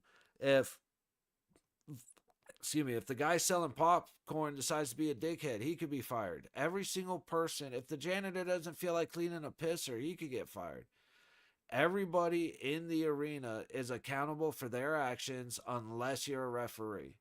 Then no matter what, you can never be talked about or complained about ever, ever, ever. And the league will fine you if you're a player or a coach and you bitch about the refs. So those are grown adults getting paid to do a job who are getting treated like children. And when they're coddled like that, it's very hard to motivate them to want to get better, because why would they put any effort into getting better? Why would they go and review videos or, refresh flipping through the rule book to make sure they got that call yesterday right? There's zero motivation. So the best way to do it that I've thought of, and again, CG knows this, is you get full-time refs, you pay them enough to be worth it, say 150 grand. And if their call percentages are from 95 to 100%, you pay them per game. If their call percentages are 90 to 95%, you give them an extra 50% on their paycheck. Yeah. Well, I've never seen refs ever made available, to be honest with you, unless they decide that they want to talk. Otherwise, they're never held accountable. But it's when, if it's 90 to 95% correct, you give them an extra 30%. If they're 85 to 90%, then you're making your paycheck. And if it's below a percentage, you still make your base paycheck. You're still making your 150, but you get a warning. If it doesn't improve, you're sitting out and you're going to miss getting paid for that game. And so you could make 150 grand being average, being good enough to stay around. You could make 250,000. Yeah, 250,000 if you're a really good ref. And exactly, incentives to earn playoff games. If you go to a playoff, you get a pay increase. We'll give you an extra couple $1,000s a game. Like, if you're a good referee, you should be able to make 350 grand. If you are an average, maybe even just above average, you make 150 to 200K. If you're below average, then not only are you sitting out for games and you could potentially not make the 150, but you go to the AHL, you go to college, like you go somewhere else because you're not good enough to be a professional referee. Now, on top of that, as guys are leaving the league, guys who are leaving the AHL, guys that have played a couple games in the NHL, when you get players who have been in the league, make them an offer as you're leaving, because a lot of guys are just going to go get a 9 to 5. As these guys are leaving, you offer them the opportunity to, for free, go to a refereeing school. And you actually do a legitimate school. You set it up in a place where there's, I don't want California, but you set it up in a place where there's a lot of hockey. There's a lot of peewee. There's a lot, maybe, maybe they have a lot of AHL games, or there's a couple of schools, or there's a bunch of high schools, or whatever. Just get where you center the school where there is a lot of hockey of all levels being played, and you get these guys to go to school for free and become referees. And now you have very highly trained referees who every so often are getting refreshers. And then you can even use, I promise you can do this. There's a company called Huddle that has geniuses. They have programs and apps that'll take highlights from a high school football game and instantly cut it. Like, they'll take the reel from a high school football game and be able to auto cut it into a highlight reel. Like, it's insane. It's really cool.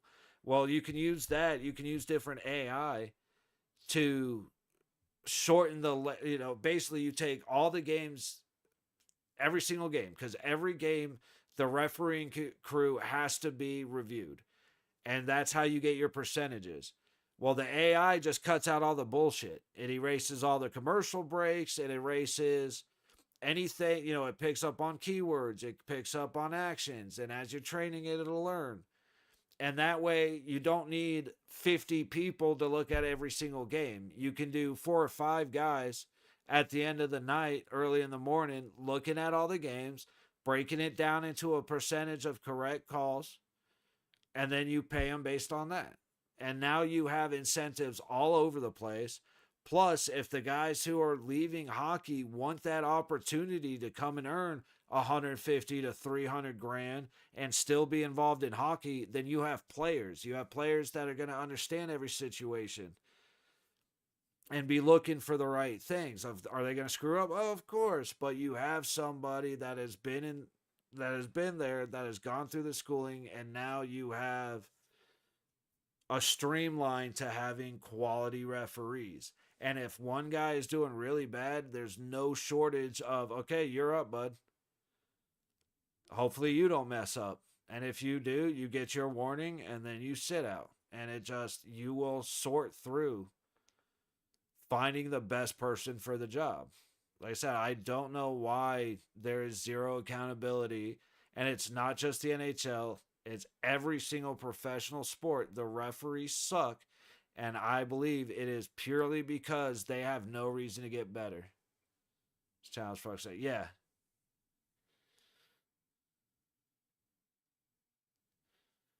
Yeah, I mean, but see, it's important for the WNBA have it because you wouldn't want those 12 fans getting upset.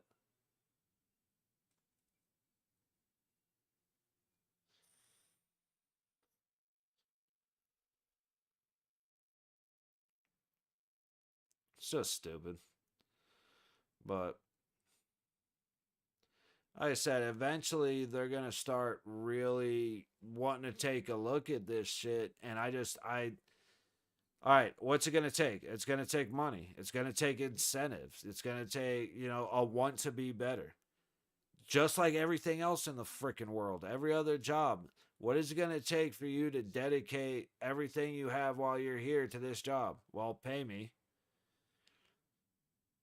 If I'm doing a good job, make sure you're letting me know so that I am comfortable continuing in what I'm doing and I don't start second guessing myself. And then we're cool. We're good.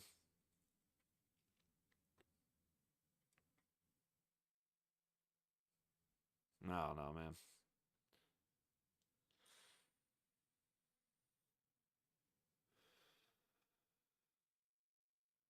I don't know, man. Yeah.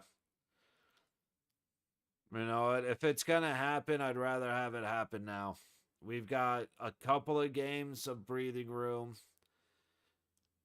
And if we get out of our slump in 2 weeks and we start firing on all cylinders, then we're going to have momentum going into playoffs. But we got to make sure we don't lose uh, too many points and fall out of first. Man. Uh, to each their own. I highly doubt he's watching them. I know you're joking, man, but he's nobody's yeah, I know you're joking, man. We know you're joking, but it's he's heard about how they are able to challenge penalties. Trust me, he ain't watching those games. At least I hope not, CG. Jesus. Why would you do that to yourself? So you're watching the I gamble occasionally. Fair enough. I was like, you're watching WNBA games, bro. You don't have a hammer you can just hit yourself in the dick with instead. Whatever.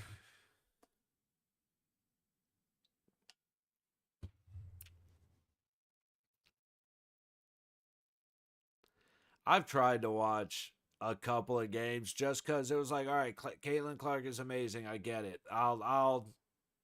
It piqued my interest enough. And that lasted about 48 seconds. And I was like, all right, I'm good.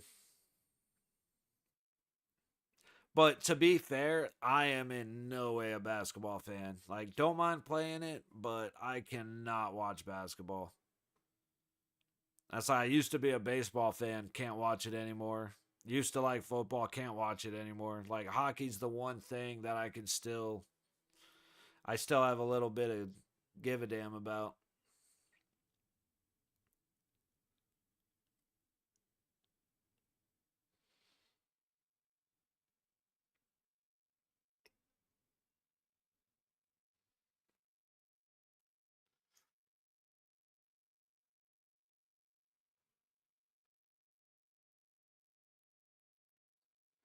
See, got about a minute left. Oh.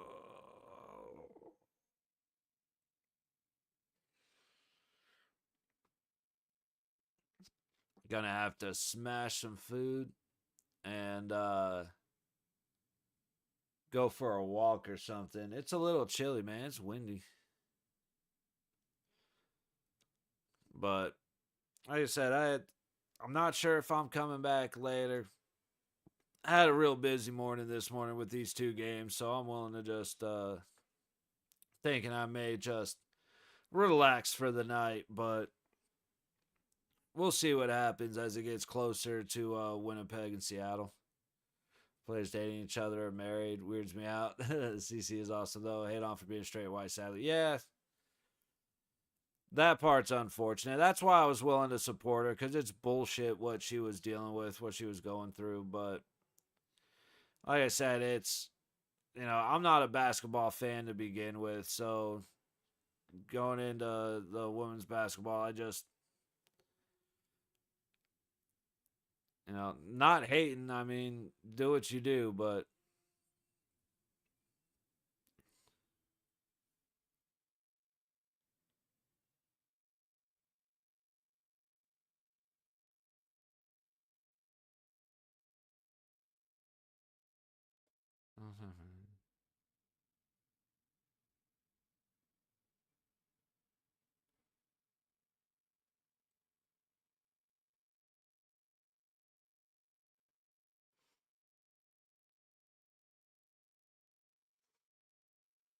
oh shit, starting soon. I took my eye off of what was happening. My bad. We are back. So we are back in time for the first face off, but I fucked up. That's on me.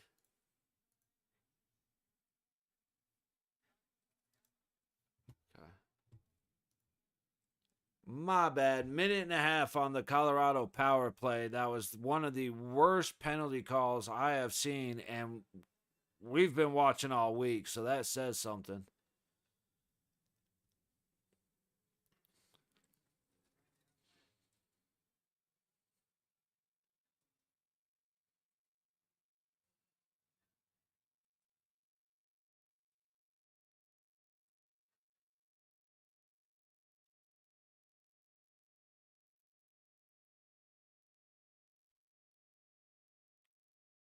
All right, Colorado controlling Dallas zone. A great reach from behind breaks up the pass.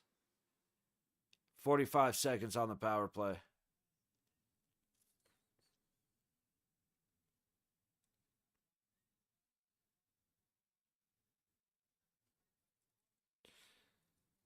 Skating right past the puck. Weak power play from Colorado mixed with a good PK from Dallas. That Dallas clears it right back out.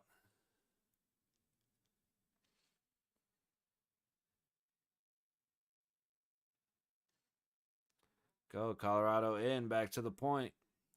Tays down to the dot. Behind the net. Out front. Good shot. Good pass. Good shot. Good save, Ottinger.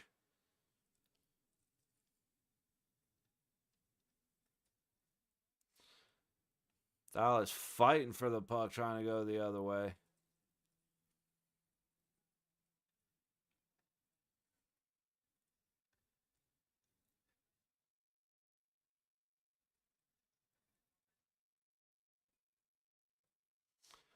All right, up and out of play.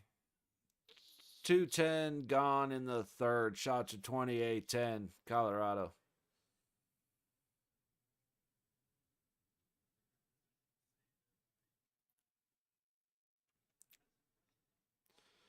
Yep, that's just Otter shutting down to the ice as soon as that pass came out front.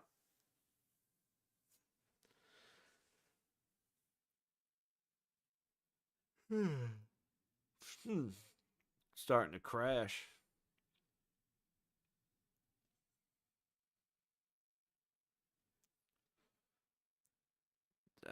Is able to keep it in, not necessarily under control. Everything bouncing back and forth along the board.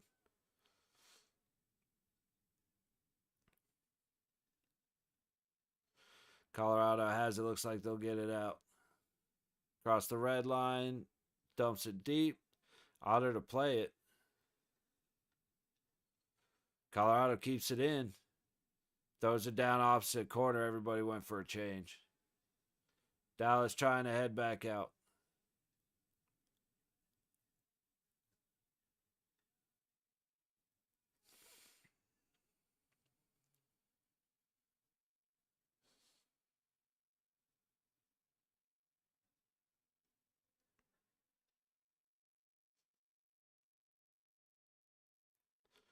Oof.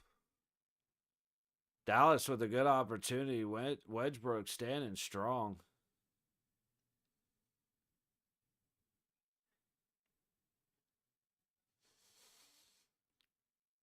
All right. Dallas is coming out firing. We'll see if Colorado keeps placing the dump and chase game.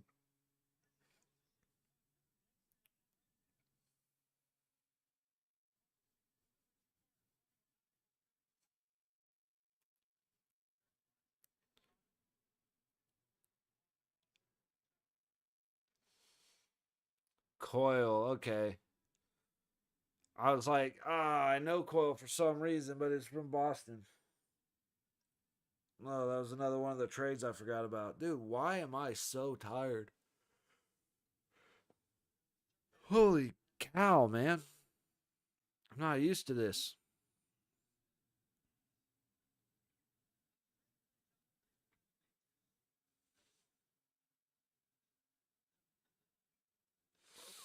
Colorado able to get clear into the Dallas zone. Dude, Dallas playing much more aggressively than they have all game. That was a cross check to McKinnon. Yeah, these guys are terrible. That was a blatant cross check.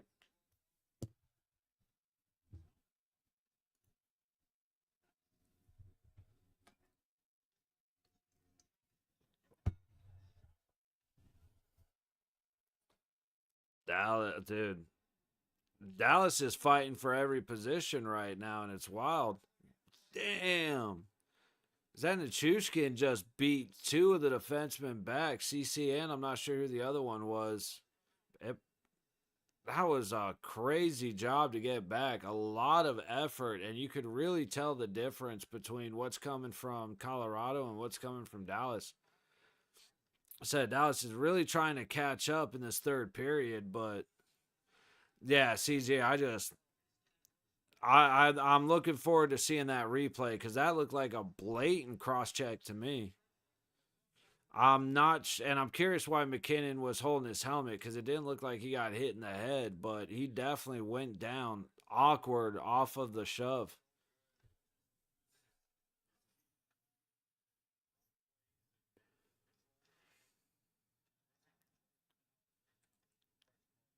Dallas going for a big hit. Dude for Colorado lost his footing and they just tumble over each other. There's Marchman going for the big hit. He's fired up. He's pissed about that penalty. Like I said, his stick wasn't even close to old boy's legs. He got tripped by his own teammate, but Marchman had to spend two in the box.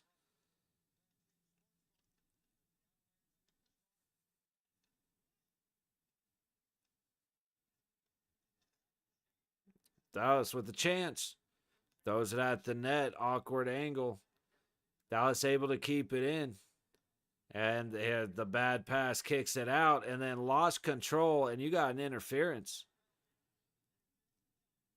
Absolutely. Labushkin lost the puck. And as the Colorado player went to go for it, he just straight shoved him off of that. So at least they got one call right. Like, hey, to be fair, okay. Yeah, so that's what it was. Bischel gave McKinnon a cross check, and as McKinnon went down, Hintz just went right into him. So that should have been a penalty. At least they got the call for the interference because that absolutely was.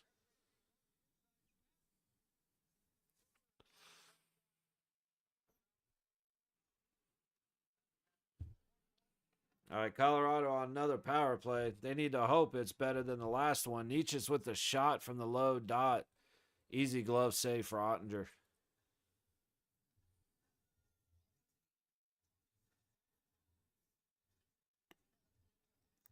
Yeah,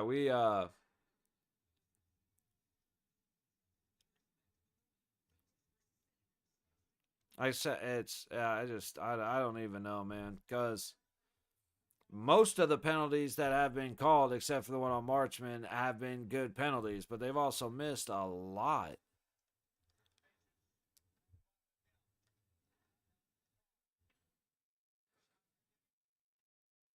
All right, Colorado's controlling, keeping the puck moving to the outside, up to the high point, low point, high dot, below the net, sending it back to the corner. All right, they're just staying outside, up at the point, low dot, hard shot from Nietzsche's. Nietzsche's got stopped. Puck goes back around to Makar, and Makar gets stopped. Ottinger is the reason. Like I said, it's been, it's 3-1 Colorado. It could easily be 6-1. But Ottinger is just on point. And right there, Nietzsche's again just misses the net on a very wide opportunity. Nietzsche's again. Ottinger right back to the post. Natchez and Ottinger are having this battle, and Otter's coming out on top every time.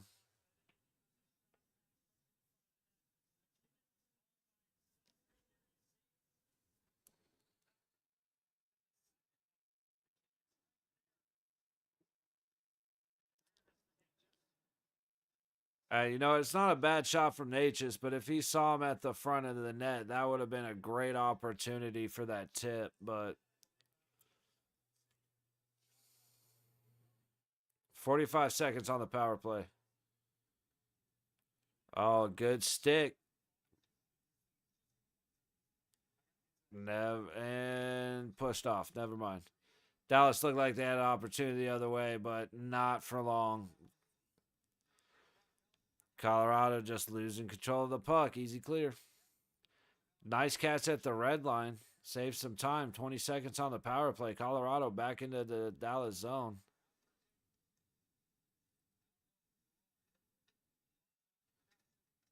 I don't know if dude got hit or fell over. That was weird. Looked like he shot and spun around.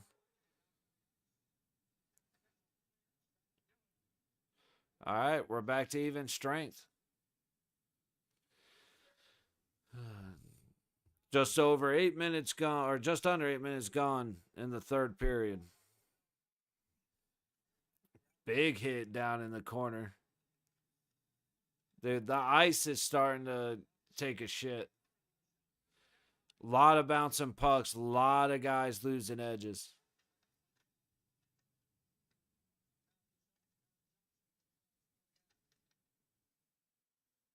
Oh, good pass across the ice at the blue line. Leaves it back for the dot. Quick shot coming in tight to Ottinger. Up and out of play.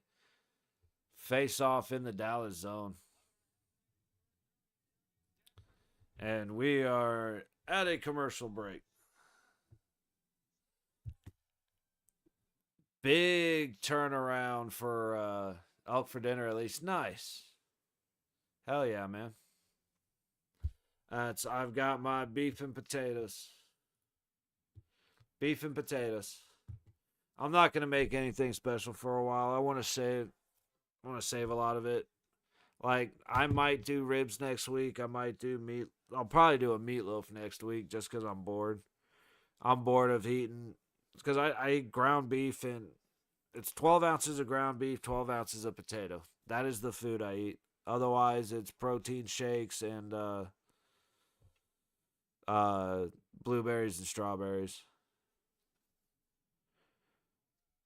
But I'm getting bored, so make a meatloaf. Still ground beef, but at least there's some different flavor. Now I said eventually I'll make ribs again. I've been lazy. I want to get some pork belly, but It's only like $25 for a couple pounds, but it takes so long to cook that shit. I've been lazy.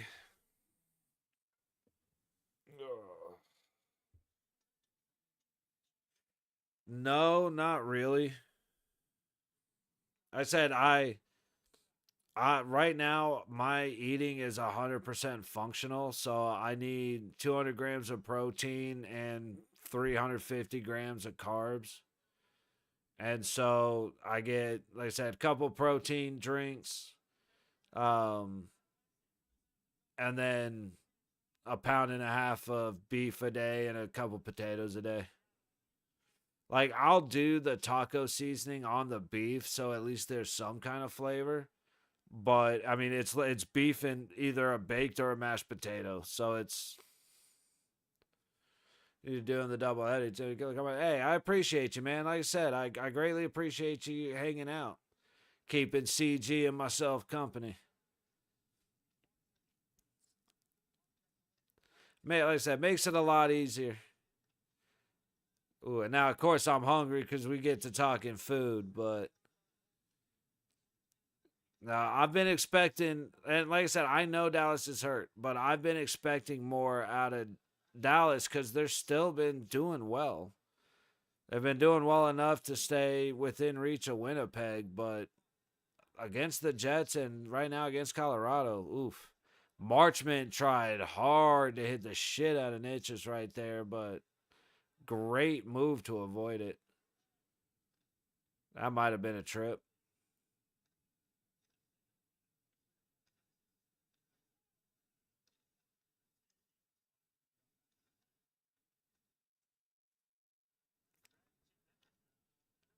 I'd talk about it. It's okay to talk about it. What a stop by Wedgwood. Holy cow. And you know Rantanen wanted that. Good grief. Why diet and just don't drink sodas is key. Because I'm not just dieting. I don't give a shit about my weight. Let's put it that way. I work out hard. I'm building muscle. I need protein. I need calories. Like it's I enjoy being a big dude. I want to be big dude. I want to be an even bigger dude. So if you have certain goals, you maintain a diet around that, right? Like I'm not gonna grow if I'm not eating X amount of protein, X amount of carbohydrates, and X amount of calories. So and I'm not trying to. I'm not lifting weights for the purpose of getting fat. I'm lifting them for the purpose of getting big. And so with that comes certain responsibilities. And part of one of the responsibilities is eating the correct things.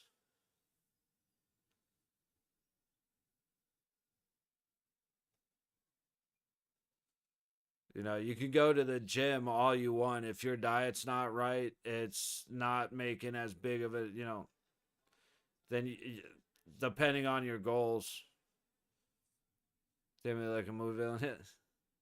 That's just the mustache.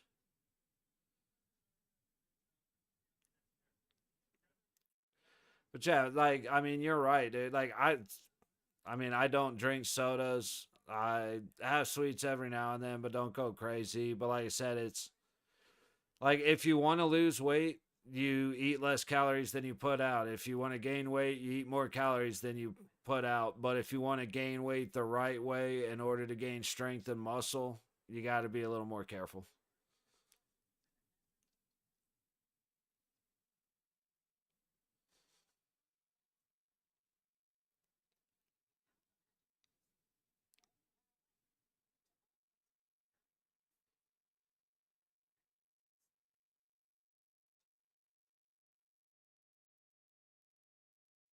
All right, back to the game.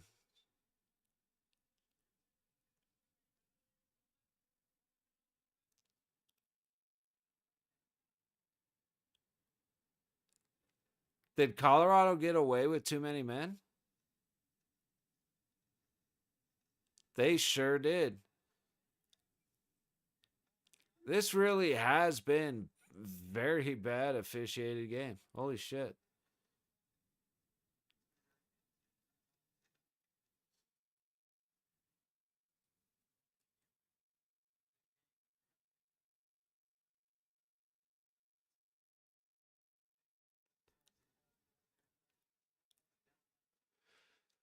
So you got these guys missing a cross check against Colorado.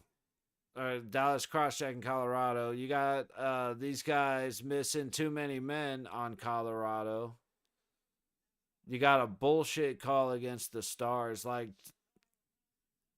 I'd be pissed if I was DeBoer too. Like I said, the two Ben penalties were penalties. You can't argue against that. But ever since then, these guys have been terrible. They made the interference call that gave Colorado the power play, but that's it. That's everything else is just completely over their head.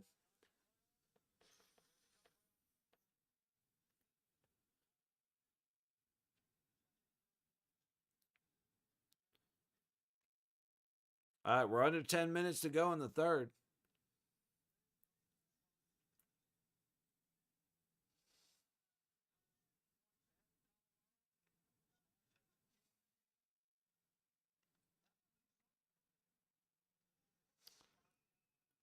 That extra move takes them off sides, and the shoes can screw it up a little bit there.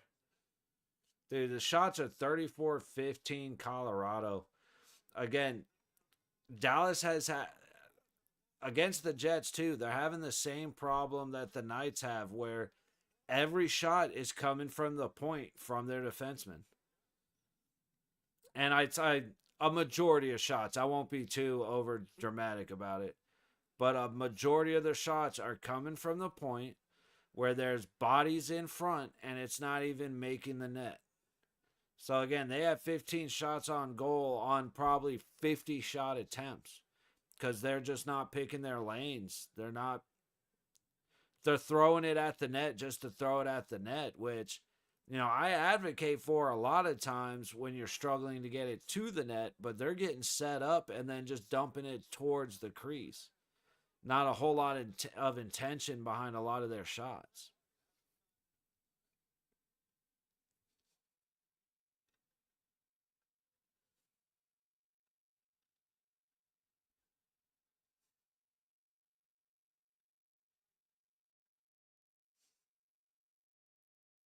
Big shot from McKinnon misses the net. Colorado having trouble pulling shots, looking at big open spaces. Nietzsche's able to get it out.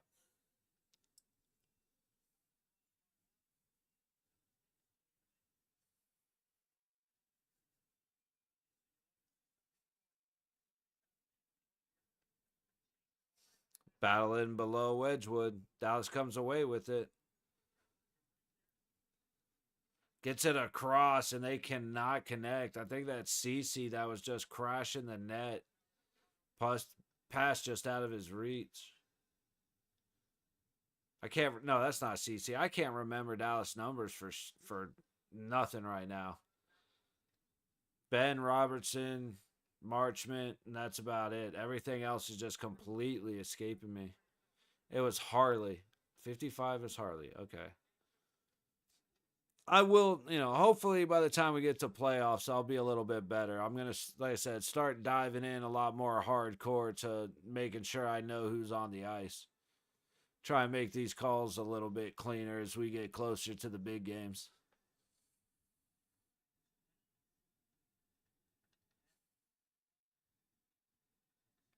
Dude, they are just going at it in the corner.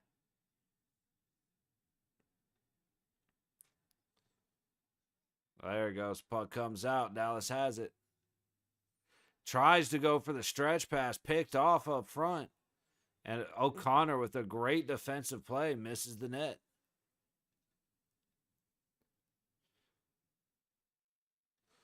Uh-oh. O'Connor trying to get it deep. All right, Dallas has it behind the net, and they're going to chill out for a minute and head out.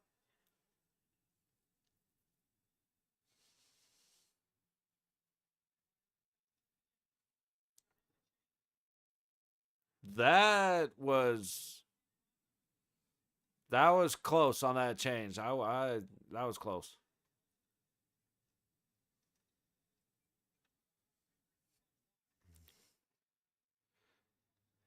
All right, let's see. Dallas headed the other way. Are they out of steam? Oh, he fell over, dude. The ice is shit. That was impressive. He's able to come back. Ben, oh my goodness, what a save by Wedgwood.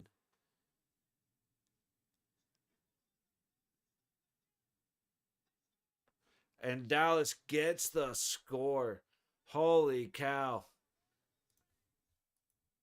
Wedgwood just made some very impressive saves. And his defense could not help him find the puck to get it out or to get it frozen. Big glove save on Ben right there. And then he just couldn't quite get reset all the way. If he could have froze that puck, holy cow, but it pops out of the glove. Now Wedgwood without the stick, he's laying down, but who is that? Johnson ends up falling down, or he kind of lays down. So whatever help he could have provided, he just took himself right out of the play. Good job by Dallas to get the puck in the air while Wedgwood was on his ass in the crease. 5:40 to go in the third period. Shots are 34-17. Sorry, 34-18 in favor of Colorado. And we've got a 1-goal game. Big shot.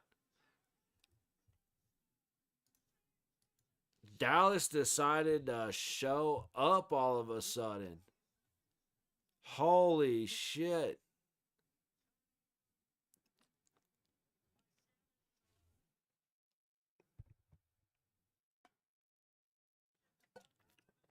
I was not ready for this. What a turn of events. Yep. Just a great stick by 64 for Dallas. Who is that? Because was that Lundell? Because, yeah, Gerard just screwed up. He had plenty of time and he tried to do a quick spin and pass and it turned the puck over in their zone. And now Colorado is just swinging wildly at the puck, zero control. 20 seconds apart. Absolutely insane what is happening right now. And Dallas isn't slowing down. They found their step. It's amazing that it took them 53 minutes. That should have been a boarding.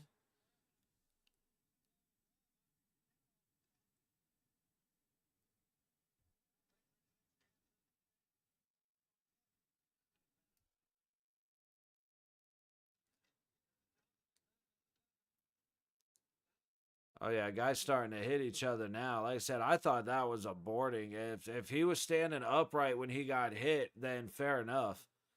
But he went right between the numbers and put him face first in the boards. It looked like he was in a little bit of an awkward position to me, but obviously not.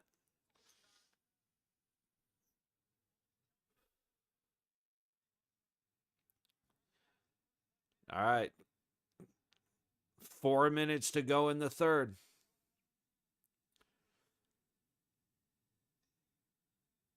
Dallas controlling in Colorado's zone. Gets it to the net. Good save, Wedgwood. Dallas still in control.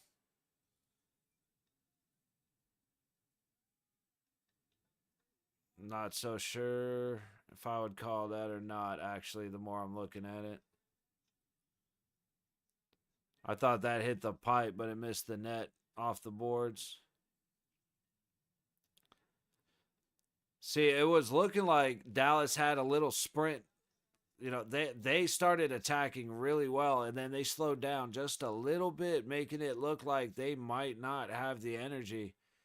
And I think Colorado just kind of they started getting a little lax, a lot of turnovers, a lot of opportunities, but they could not.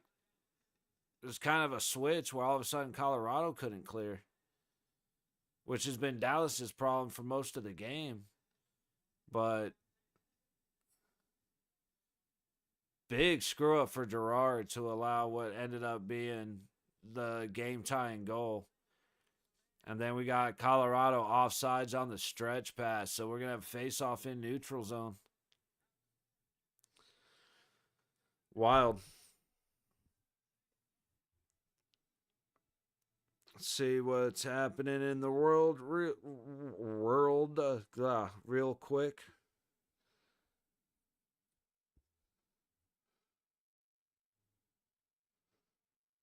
Let's see.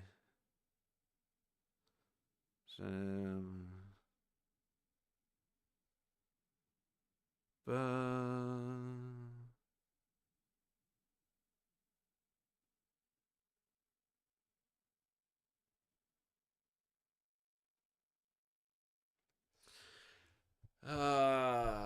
I'm guessing 5-3 finish. Next team gets empty net goal. I wouldn't. I'm not gonna argue that because that is very likely. I see it being a tie, but if it doesn't end in a tie, you're 100% right. It'll end up 5-3 with an empty net.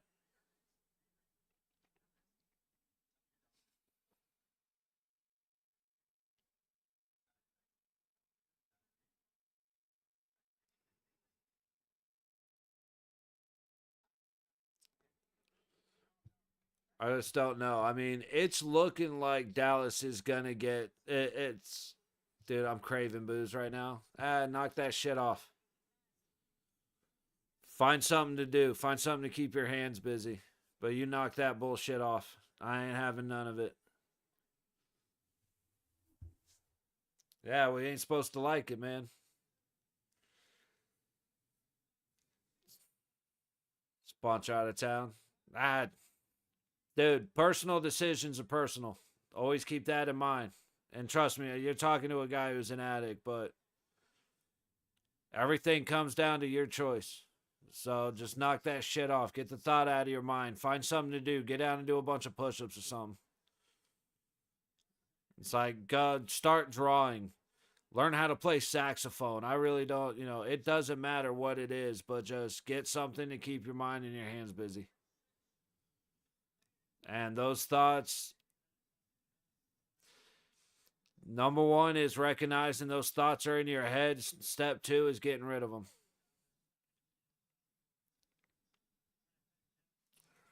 I didn't realize Dallas dropped 10 back, but that makes sense with Winnipeg winning. I thought they were a little crescent. Hey, dude, I appreciate you.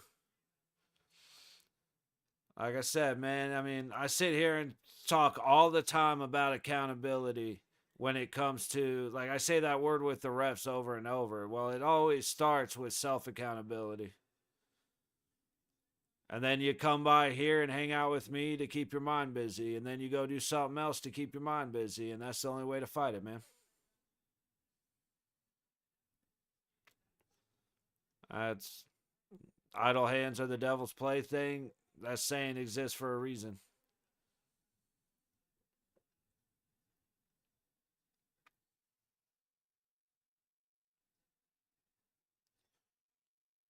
Oh gosh, you stay busy. Exactly, man. Like I said, there's a million things you can do to occupy your mind and your time. You just got to find the one that you like. And like obviously you like being here and it helps you out. Fuck yeah, man. I want you here every game and you are.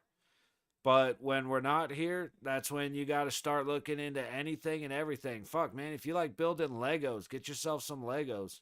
I really, it does not matter. Go watch all 20,000 episodes of One Piece and shit. You know what I mean? Like, As long as your brain's busy, you'll be all right.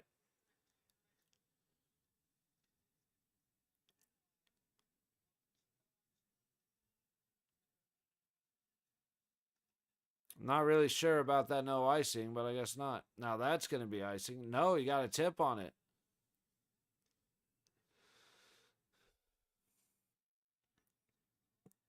Colorado not able to clear. Dallas coming up front. Marchman gets stopped. Ooh, pounce and puck. 50 seconds left. Colorado able to get it out, but Dallas is coming back with a vengeance. Here you go. Lankinen across the ice. Oh, what a tip. Not able to connect and get it in. For sure, CG. As long as they don't score or overtime takes a minute, we'll be here.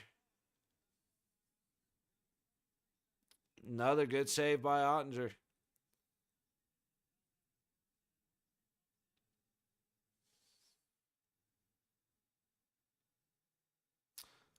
Marchman's a bit of a bitch. Like, I got a lot of respect for him, but at the same time, it's like, bro, sit your ass the fuck down. Go away. It's like, why you gotta cry and bitch and moan about everything? Like, occasionally, like, I agree with you on the penalty. I'd have been bitching too. But occasionally, it's okay for you to just shut the fuck up. Just, it's fine.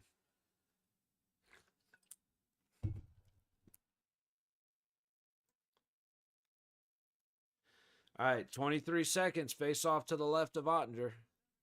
Dallas wins the face-off. Let's see if they're going to have enough time to get up ice. Great stick by Colorado. Oh, it'll be fine. But they go for walking something. Get your mind off it. Exactly. Like, CG's very hard on himself, but he's better at controlling the urges than he gives himself credit for. So there's no doubt in my mind he'll be all right. Like I said, and I mean, like you said, been there.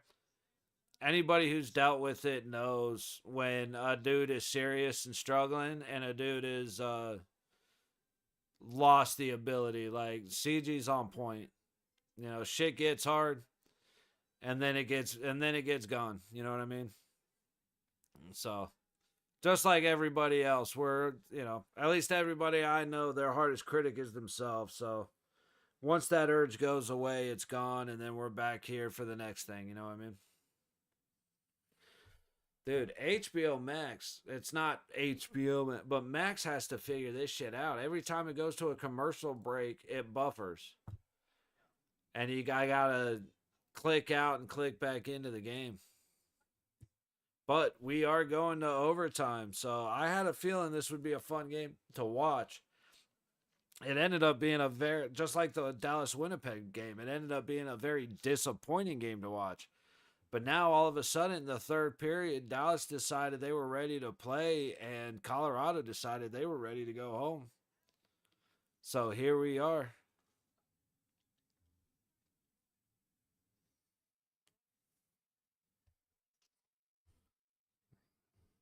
What the fuck is that?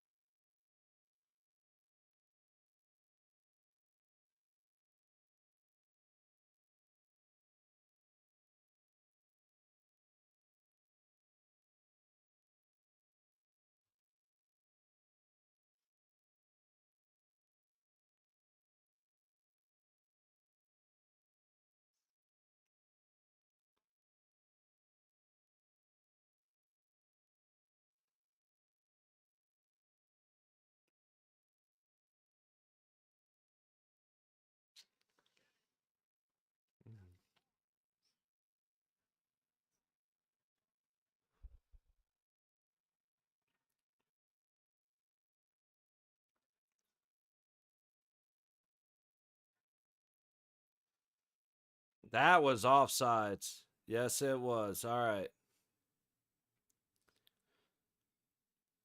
Forgot to give the update. That was on me. Dallas was trying to control, or is controlling, tried to enter the zone, and very obviously offsides.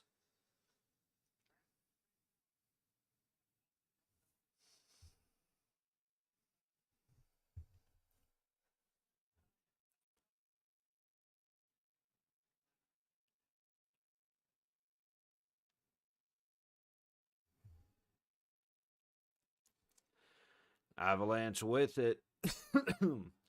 Here comes McKinnon across the red. Gonna leave it back. Almost had a collision. Oh, they're just gonna let him skate right up the gut, and he puts it in. Colorado wins. Holy cow. Dallas just decided to let. Who is that?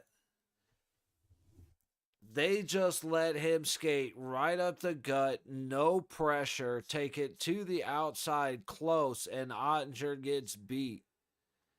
Wow. Brock Nelson they decided that he was not a problem. Wait, was it Brock Nelson or was it McCarr?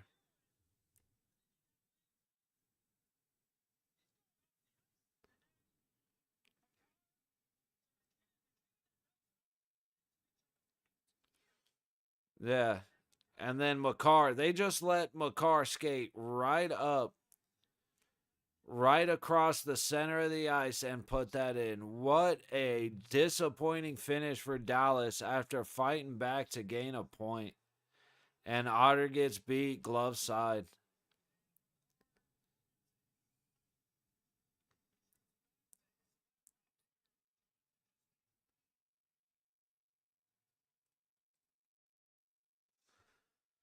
Wow, what a game.